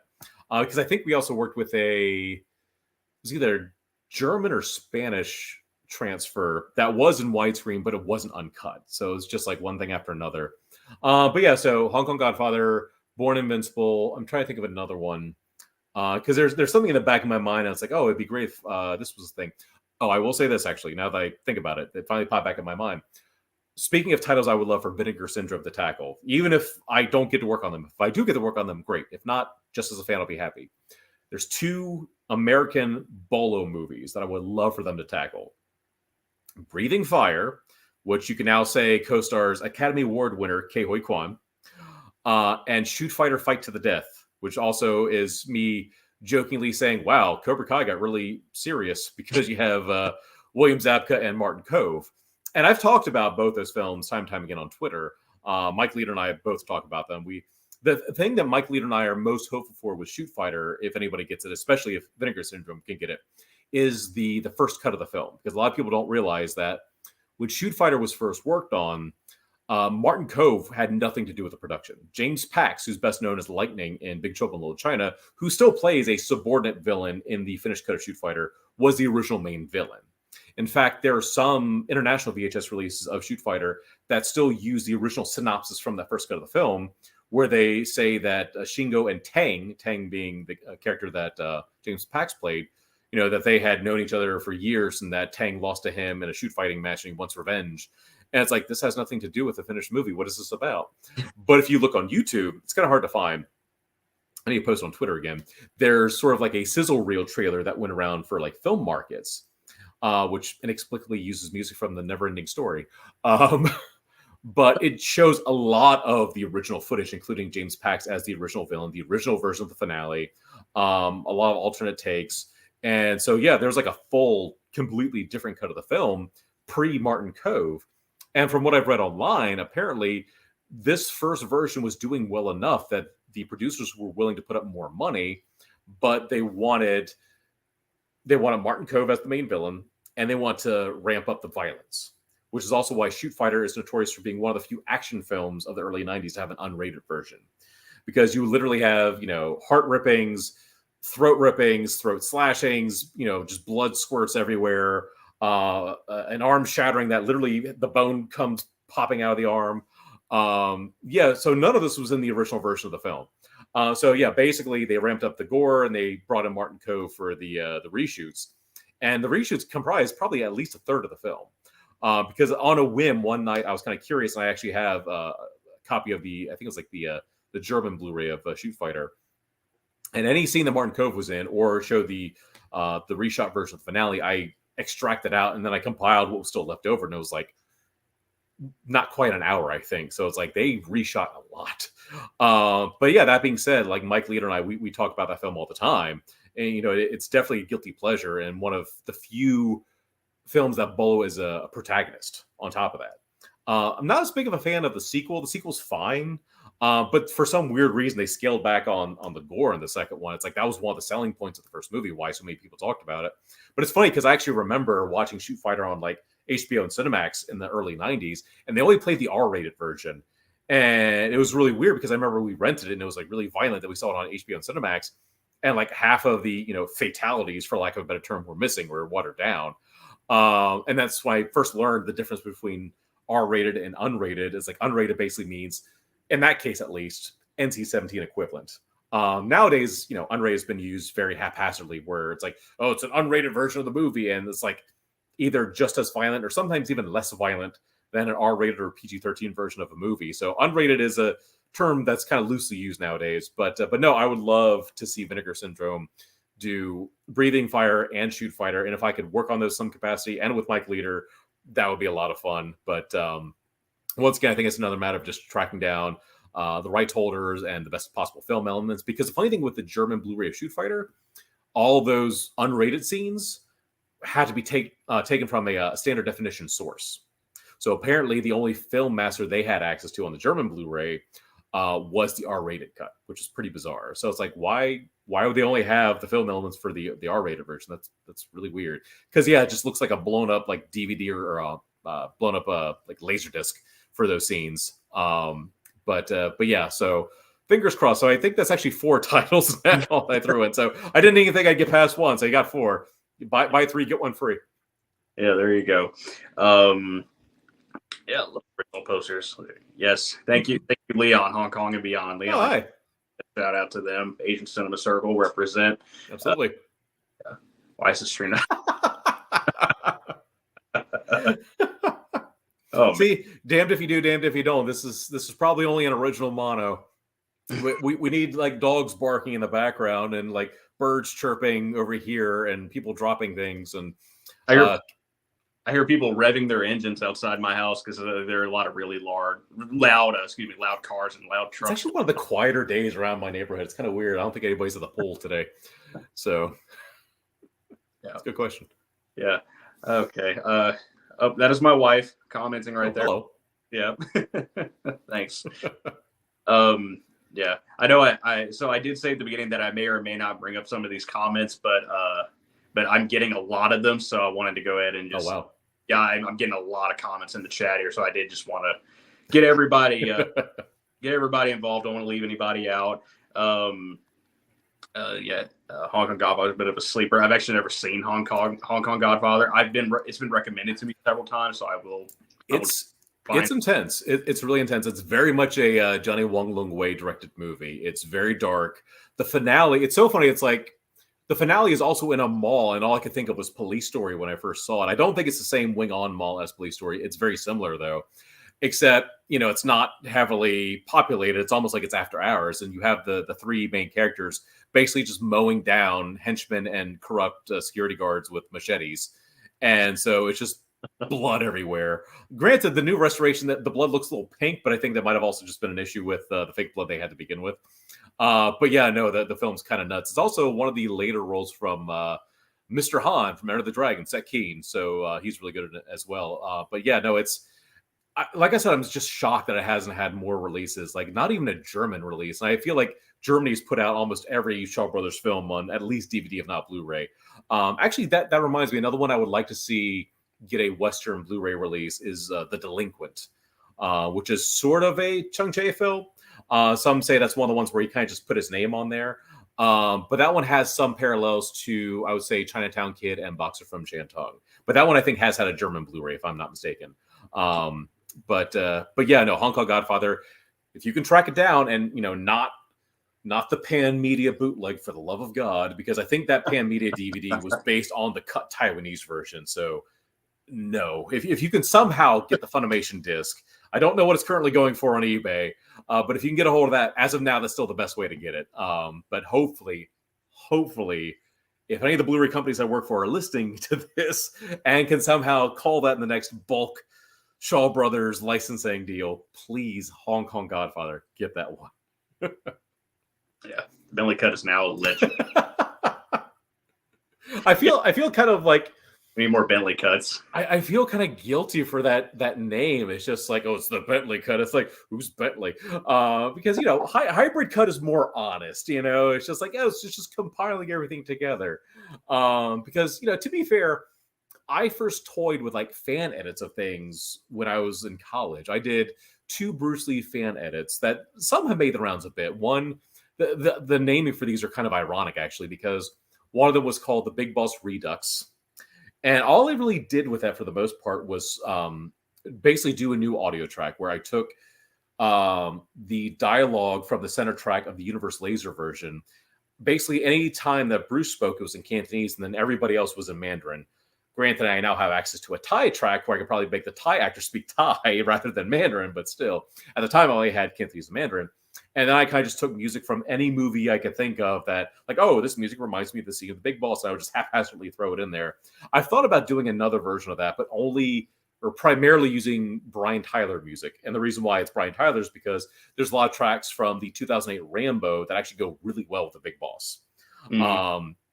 In fact, if you listen to No Rules of Engagement, which is used in the finale of Rambo, I've actually linked that up to the finale of the Big Boss, or at least the final fight, not the initial 6 henchmen that he takes out, but just, Chang versus the Big Boss. But then I also did, I think this one was a little more popular, Game of Death Integral, which at the time, I basically tried to, it was sort of like the first attempt at a Bentley cut, in which I basically tried to call together all of the 78 footage, including the Hong Kong scenes, and then trying to use as much of the original 72 footage without James Tien and Che Yun, which had interesting results. Because basically, first of all, I didn't know how to de-interlace video to save my life back then. So I'm using interlaced footage that I'm also trying to zoom in on, which is wrecking the interlacing, and it just looks really bad. The compression was terrible. I basically compressed a 130-minute video onto a single-layer DVD. What could possibly go wrong? And so, like, so much I've learned in the last 20 years, I would do differently. And on top of that, I also wouldn't use as much footage as I did in that cut. And also, I would probably experiment more with, like, more modern effects work. Like, rather than trying to crop out James Tien and Che Yun in certain shots, I'd probably try to, like, mask them out. But even then, like, some shots, like, if you mask them out, there's going to be, like, too much dead space, so I'd probably still slightly zoom in. But I also wouldn't be using standard def footage anymore. So in a weird way, those are probably like my first 2 unofficial Bentley cuts, because legally speaking, I couldn't really release them because, the Big Boss Redux, I'm just using music from a bunch of different movies. So it was basically just a fan project. Game of Death Integral, technically, I probably could have done a new version since I'm really just using footage from the movies that, 4-Star owns. So I probably could have done that for the Arrow set, but I think James would have been like, all right, let's just focus on making the official cuts as best as possible, which I don't blame him. But as a fan, I might still do that someday, just somewhere down the road when I finally have more time to do stuff like that. But yeah, no, the whole Bentley cut thing. I think Mike Leader was the one who started calling hybrid cuts the Bentley cuts, and I'm just like, oh. I just started getting like all embarrassed. I'm like, no, it's just a hybrid cut. It just so happens that someone named Bentley edited it. So, but I don't know how many others I can do right now. I would love to do other ones, but I can't. I can't think of a lot of other titles off the top of my head. Like I said, The Protector conceivably could have like a full like Bentley cut if I'm patient enough. But it might still be a little clunky. But I don't know. Like Young Master, once again, if I could find the best possible sources, and a consistent dialogue track, or at least like no English, like just Cantonese and Mandarin if I have to switch back and forth. That'd be fun too. But once again, don't really have access to that. But yeah, the whole Bentley cut thing is still amusing. So yeah. Kung Fu Hype. Yes, thank you, Rob from CoinOp TV. Rob's a great guy. Yeah, I do. Again, I got so many here, but I actually did. I did want to ask you real quick. Are there any? Are there? Or is there anything you've worked on that you are that you're like the proudest of? That's probably kind of like having to like pick your favorite, something like that. But is there something you've done that you think like that you ever think like, wow, I really like how it turned out? I mean, if I have to come down to one, even though I don't have the physical set yet, the Arrow Bruce Lee set, it's going to be hard to top that one. I mean, there's just so much that went into that one. Like I said, I was only a fraction of it, but I'm still very proud of what I was able to work on, what I was able to help with. Just as someone who is a Bruce Lee fan, pretty much since I remember watching movies at all. I mean, I think maybe for my birthday in August, I might actually try to finally upload my 4th birthday where I was jumping around the house with half a shirt on, pretending like I was in The Big Boss. And, just decades later, being able to work on something like that. And, even just going back to 2013 with the first Shout Factory set, working with Shout, Criterion, Arrow, all these Bruce Lee sets, just being able to work on something officially Bruce Lee related is just been, a dream come true, really. Now, if I had to have like runners up, I would say Young Master and Righting Wrongs for 88 Films, because, I really love those films, and getting to do what I wanted to do for both of those films was also a dream come true. Like I said, I didn't do a Bentley cut on Young Master, but just getting to restore the export cut that I grew up with, because a lot of people have nostalgia for that one. Like I still love Jackie's Hong Kong cut of the film, but the funny thing is the tone feels different between the two. Like the export cut is if you want something kind of just light and fun for the day, like on a Saturday afternoon, while the full uncut Hong Kong verse, especially when you get into the use of the Planet Suite by Gustav Holst, especially in the finale, when Mars the Bringer of War kicks in, it's just such a different mood. And once again, it's kind of like what I was saying earlier about your different moods. So just getting the option for both cuts on there for people to watch, that was a lot of fun. And Righting Wrongs, like I said, huge shout out to Dave McKenzie at Fidelity in Motion for basically getting my idea that I was sitting on for probably over a decade to come to life. Because even back in like the Dragon Dynasty DVD, like that was something I wish I could have done, but we just didn't have the resources. I certainly didn't either. Because, at that time, Fortune Star had only restored the Hong Kong cut. And, the best you got was like an old standard def transfer, a non-anamorphic standard def transfer of the alternate ending. And I use quotes because that's all that was on there as a bonus feature. You didn't get the full alternate cut. So not only getting to restore both Chinese language cuts, the export cut, and creating a Bentley cut for this with an ending randomizer, which was, of course, the craziest part. So those three definitely, hold a special place. But the Bruce Lee set, if I had to choose absolutely one, definitely that. Because, if middle school me, I feel like that's when I really started to get more obsessed with like Bruce Lee stuff, because it was in middle school that I first saw any Chinese language version of any of his films. It was a Cantonese version of The Big Boss. It was basically a bootleg VHS of the VCD. And I didn't even know about the alternate final blow in the final fight. So I lost my mind when that footage came up on screen. Middle school was when I really started to get into it, right before I got a DVD player too. So that like culminated almost perfectly.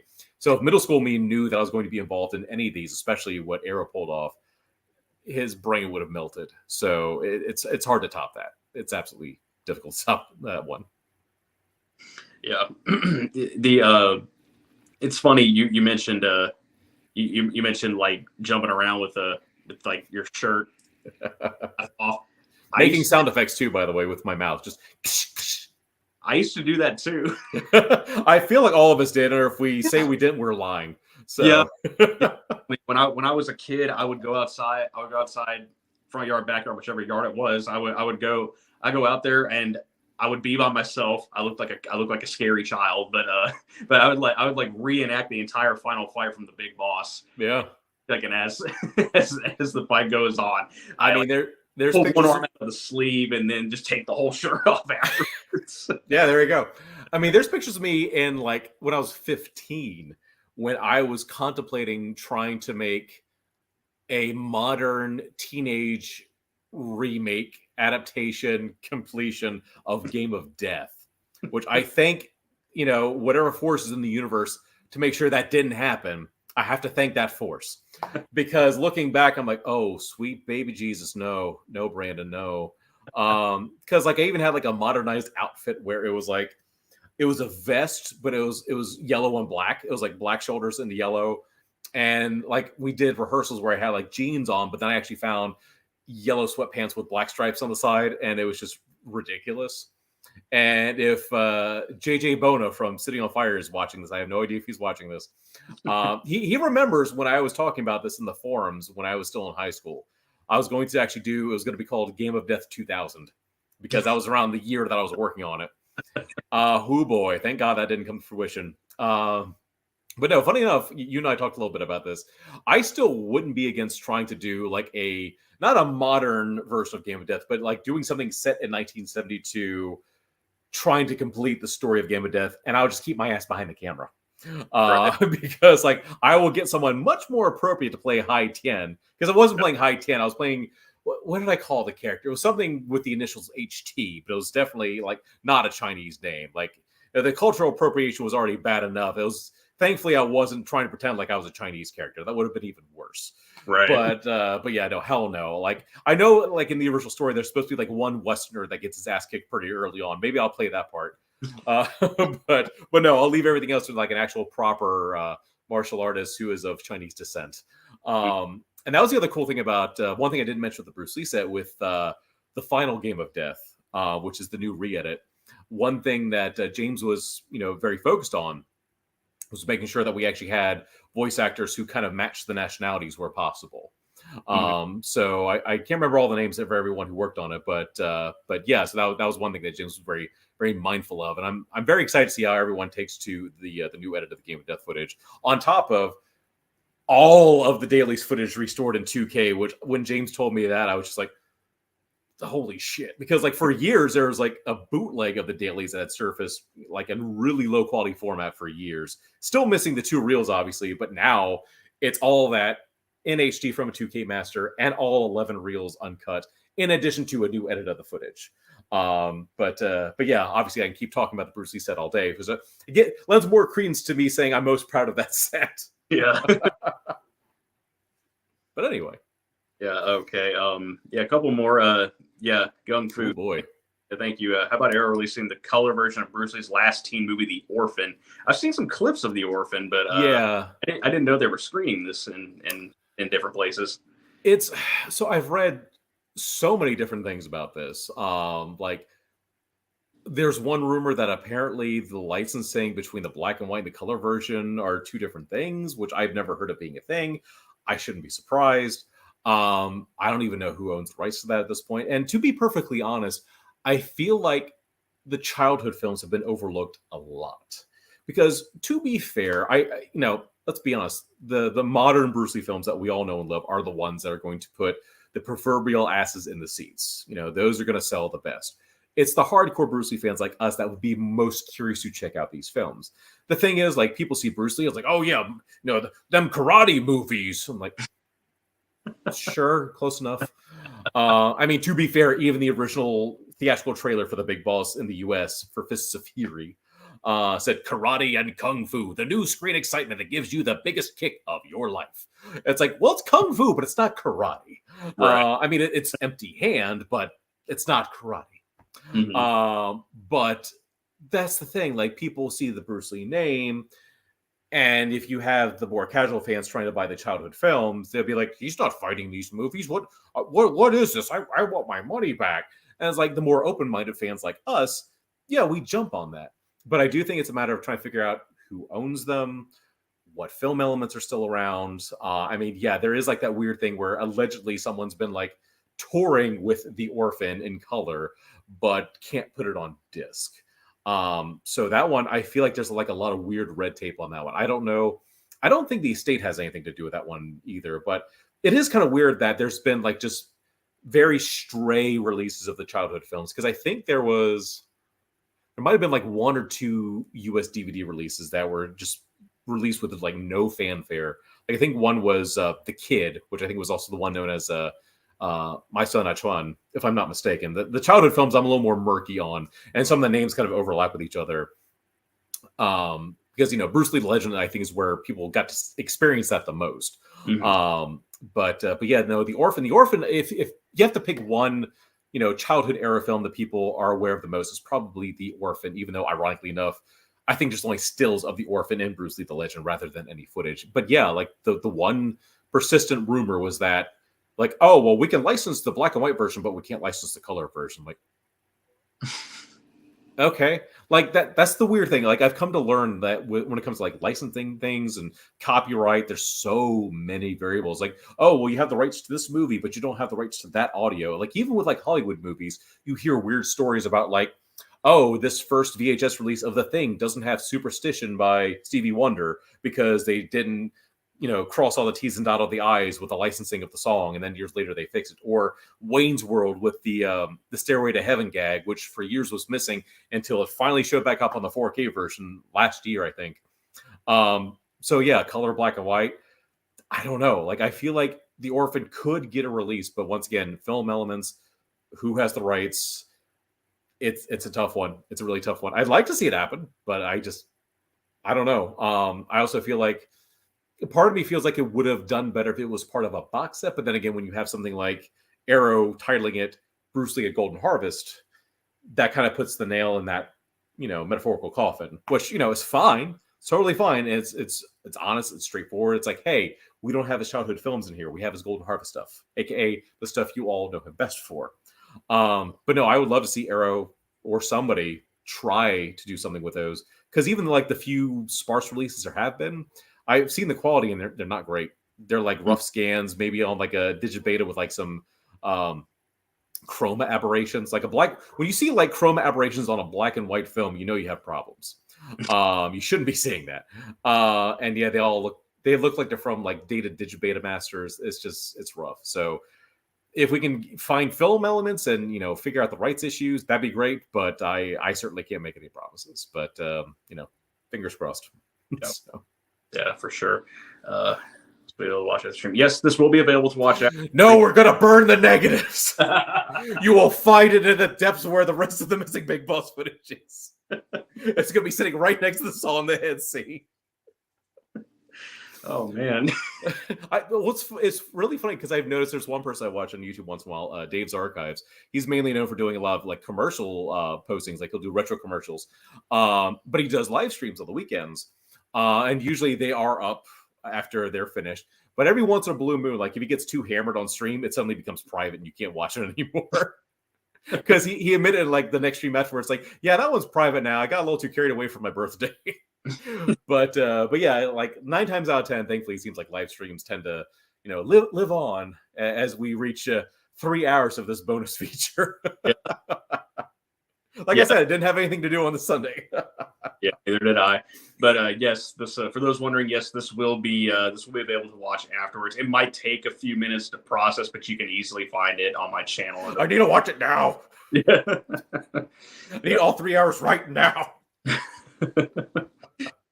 Yeah, Perry fan again. Thank you, Cub Tiger from Canton. I Came Master Crack Fingers needs a release for UK or US. I think that actually is getting one under Snake Fist Fighter, like under. I'm trying to remember because the rights owners to that one, I forgot the company, because it's not Fortune Star. Because I think some people assumed it was a Fortune Star title. So I think the company has the rights to that one. I think they also have Fantasy Mission Force and Island of Fire, but allegedly their licensing prices are a bit high, especially when compared to like Fortune Star Celestial. I'm not gonna, name titles or numbers, but I've seen some numbers in regards to licensing for some of the titles, and I don't know if Master with Cracked Fingers or the Wong Yu Thank You films would sell as well as some of the Fortune Star stuff. Once again, I can't say much. I don't know what I can and can't say, but I would still like to see some of those get out there. Now, the Master with Cracked Fingers cut probably would be the better bet, just because that Master is more recent. It's from probably 78, 79. I can't remember when that was actually finished. But yeah, the original Cub Tiger from Guangdong version, that'd be tougher, because I feel like every company that's tried to put that out there, it's always been like a very beat, washed out theatrical print.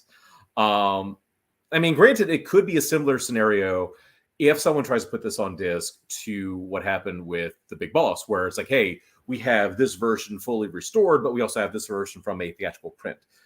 But as long as the theatrical print is like what Arrow did with The Big Boss, and do a proper scan and not just an old Laserdisc master or something like that. But yeah, like you mentioned, I'm pretty sure someone got the rights, but I forgot where or who. That's the thing. Like it seems to be, if I remember correctly, I think it's actually a smaller company, which is why it's so shocking that they got it if the licensing price was still the same. But yeah, no, I would love to see somebody tackle that. I would love to see somebody try to do a proper scan of the Cup Tiger version, because funny enough, that reminds me, I got a little bit of flack when I did the 88 Films trailer for their release of New Fist of Fury, because I basically kept saying things like, the first starring role of Jackie Chan, stuff like that. And a handful of people came for me saying, what about Cup Tiger from Guangdong? It's like, to be fair, that barely got a wide release. Yeah, and bigger. Yeah, New Fist of Fury is definitely held in higher regard to being like his first real starring role. And the Cup Tiger footage really didn't get a wide release until the Master with Cracked Fingers version. So it's like, yes and no. Like, I agree, but I disagree at the same time. It's one of those things where it's like, there's a lot of semantics involved. And it's like, I see where you're coming from, so I'm not going to debate you heavily about it. But it's like, New Fist of Fury is still considered, let me put it this way. New Fist of Fury is considered Jackie's first film, much like The Big Boss is considered Bruce Lee's first film. But we know, just going back 10 minutes ago, that that's not the case. So it's a very fine line. So take that as you will. It's like if I considered some of the short film projects I did to be my first movies, I probably wouldn't at this point. Whenever I do, if I ever pull off an actual feature-length film project, that one would probably be my first movie. But it's one of those things where it's kind of tricky to pin down. And sometimes it's just a matter of hey, this looks good for marketing. I will be the first to admit that.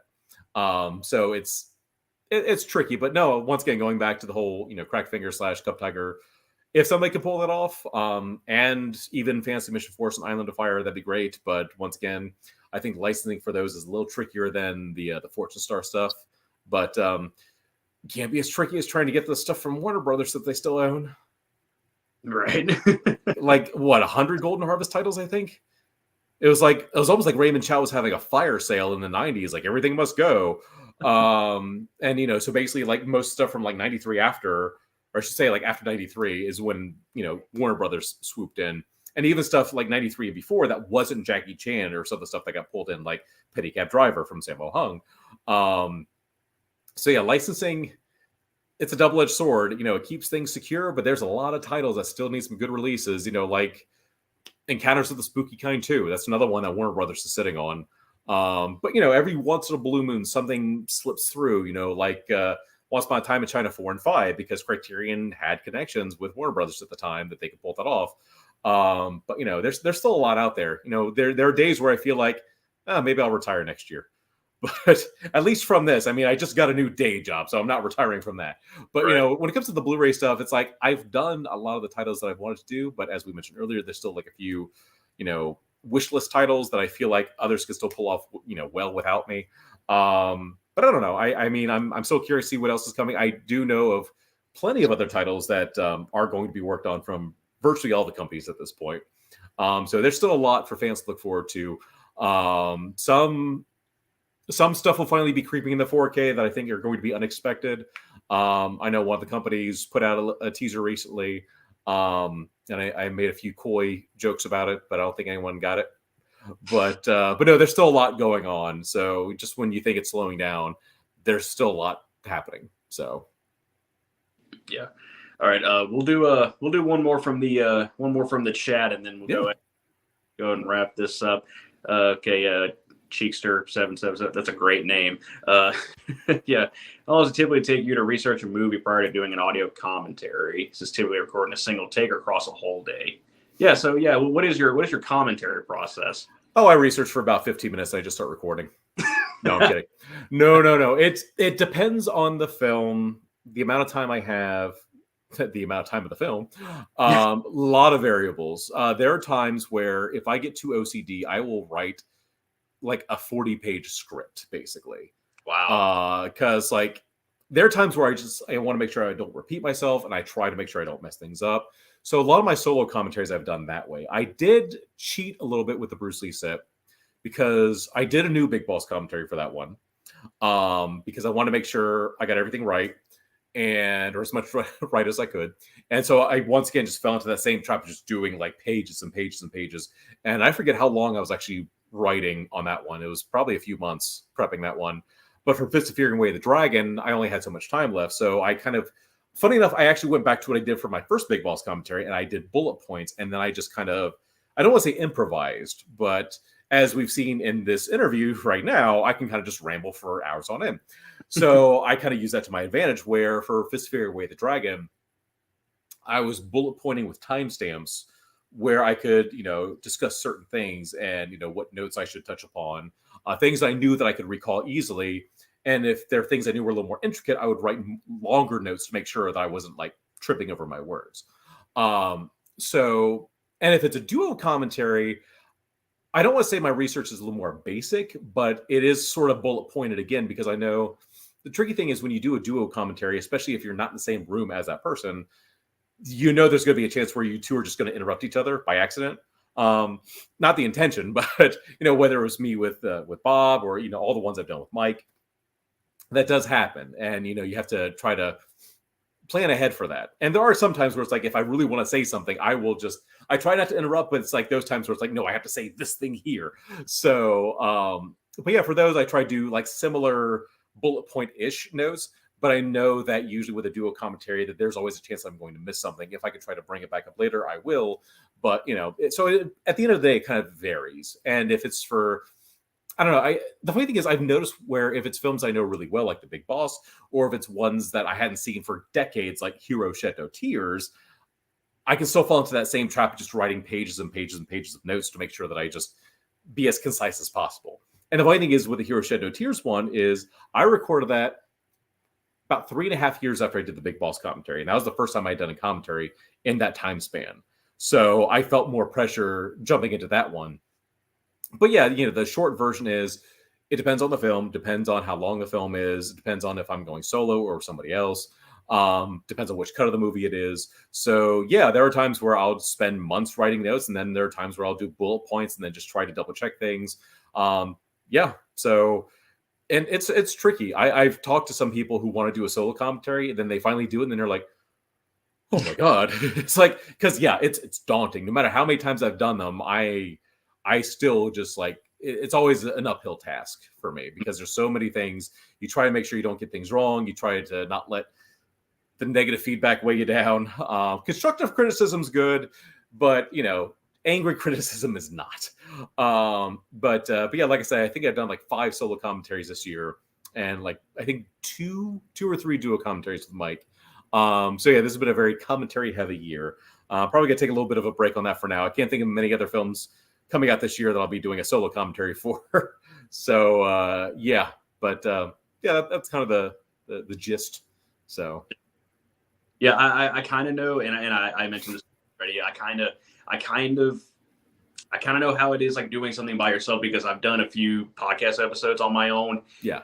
And that was hard. Like it's like really hard to kind of have a flow and make sure you're kind of hitting all the right points and stuff. And my solo episodes, like they end up being a lot shorter than my average one would be, which that like really bugs me too.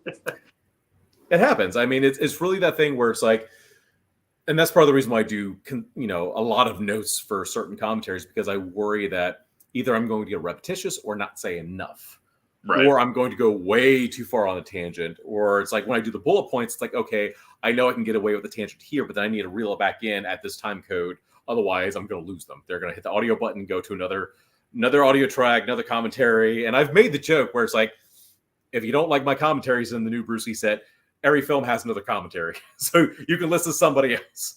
Like I know Way the Dragon also has Frank Jang and Michael Wirth.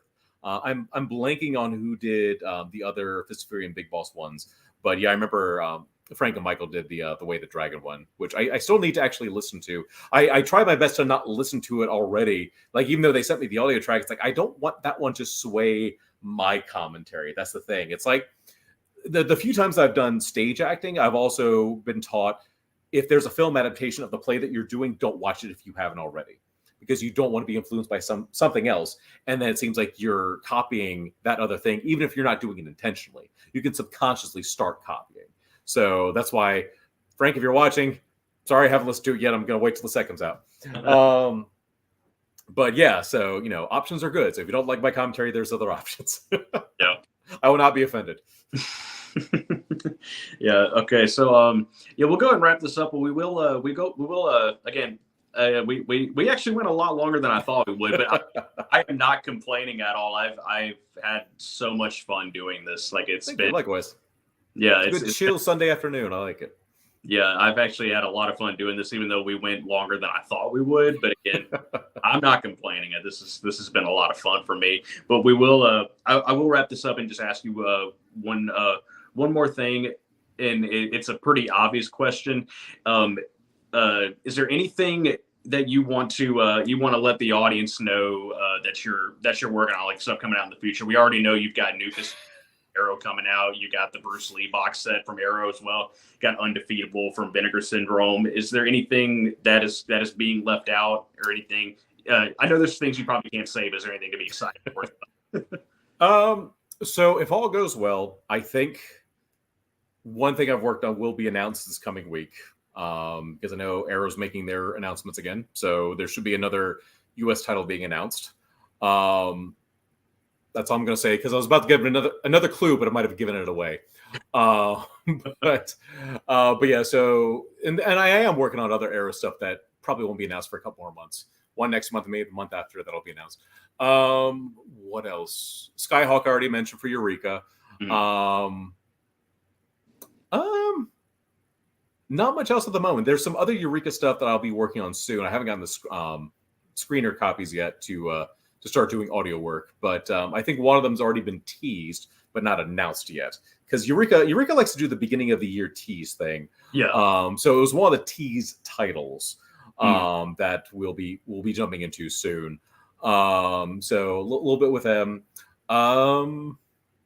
That might be it for now. Nothing too crazy. Like I said, there's still several things that haven't been announced yet that I've been very busy with. There's actually one title, like I said, it's probably going to be announced next month that I feel like I earned the producer credit on that one, unlike the Jackie Chan sets, but it's not Shout Factory. It's another Arrow title. But yeah, no, it's one. No, I'm not gonna say anything else. But it is one that I've done a lot of the actual producing work on for once. James kind of let me take the wheel on this one. But yeah, it's one that's had a US DVD release, but that's it. It's had a UK Blu-ray release, but that's it. But it will finally be getting a US Blu-ray release. So, but yeah, so if all goes well, there's going to be one announced this week, and then another one announced next month. And yeah, so I think that's it for now. I'm actually not sure what else Arrow's going to have up its sleeves for next year. So I actually need to talk to James about that again soon. It's like, hey, what am I going to work on next? And Eureka too. I need to get on top of some of those as well. But yeah, I think that's about it for now. Awesome. So yeah, that is about it. We're gonna go ahead and wrap this up. Once again, Brandon the Beast Bentley, thank you so much for doing this. My pleasure. Yeah, I had told you before I was very nervous to ask you to do this, but I mean, I am probably the person you should be the least nervous to ask. I tell everyone, it's like, yeah, I work on all these titles, but at the end of the day, I am a fanboy who got lucky. That is it. I mean, you had people like Frank Jang who worked for Tai Sang for years. You had people like Mike Leader who, oh hey, thank you. thank you. just saw a cheekster. But yeah, Mike Leader, who's actually worked in Hong Kong films, who's worked, but most famously being in a headlock with Van Damme while dragging him in the car doing splits, which is actually on the new Meta book cover for Pound of Flesh in Germany, apparently. So you have all these guys who've done all these other things. I'm just sitting here, just how do I get involved with all this? What am I doing? So it's like there's no reason to be nervous with me, dude. Trust me, I'm just me. This just part of my life that's fun to do, but the day job's not nearly as exciting, but still fun to actually be a portion of this, no matter how big or small it might be. So, but no, I greatly appreciate it. Yeah, but yeah, once again, thanks for doing this. I really appreciate it. I'm glad I'm very grateful that you took time out of your day to do this, and I know this is a day for you, but I'm glad you chose to spend it with us. I appreciate it. Just my pleasure. Yeah. All right. So yeah, everybody, thank you for watching. Definitely check out, if you haven't checked out all the stuff that we talked about here, Bruce's Criterion set, Righting Wrongs, New Fist of Fury, Undefeated. Yeah. One of my props. Yeah. Yeah. Anyone who hasn't checked out that stuff, I personally recommend all of those things. It's I say this all the time on here. It is a hell of a time to be fans of this stuff. It's insane. It's really incredible that we get this stuff. And again, Brandon, thank you for being a part of that and for bringing all this stuff to the world and to the market and whatnot. My pleasure. All right. So yeah, that is it. Thank you guys again. Like, share, subscribe, comment, all that good stuff. Sorry to those who I could not get your comments on here, but we did have a list of things to talk about, so I want to make sure we touched on all that before bringing in the chat. But yeah, so once again, thank you guys for watching, and we will see you on the next one. Brandon, thank you once again. Have a good one. All right, thank you.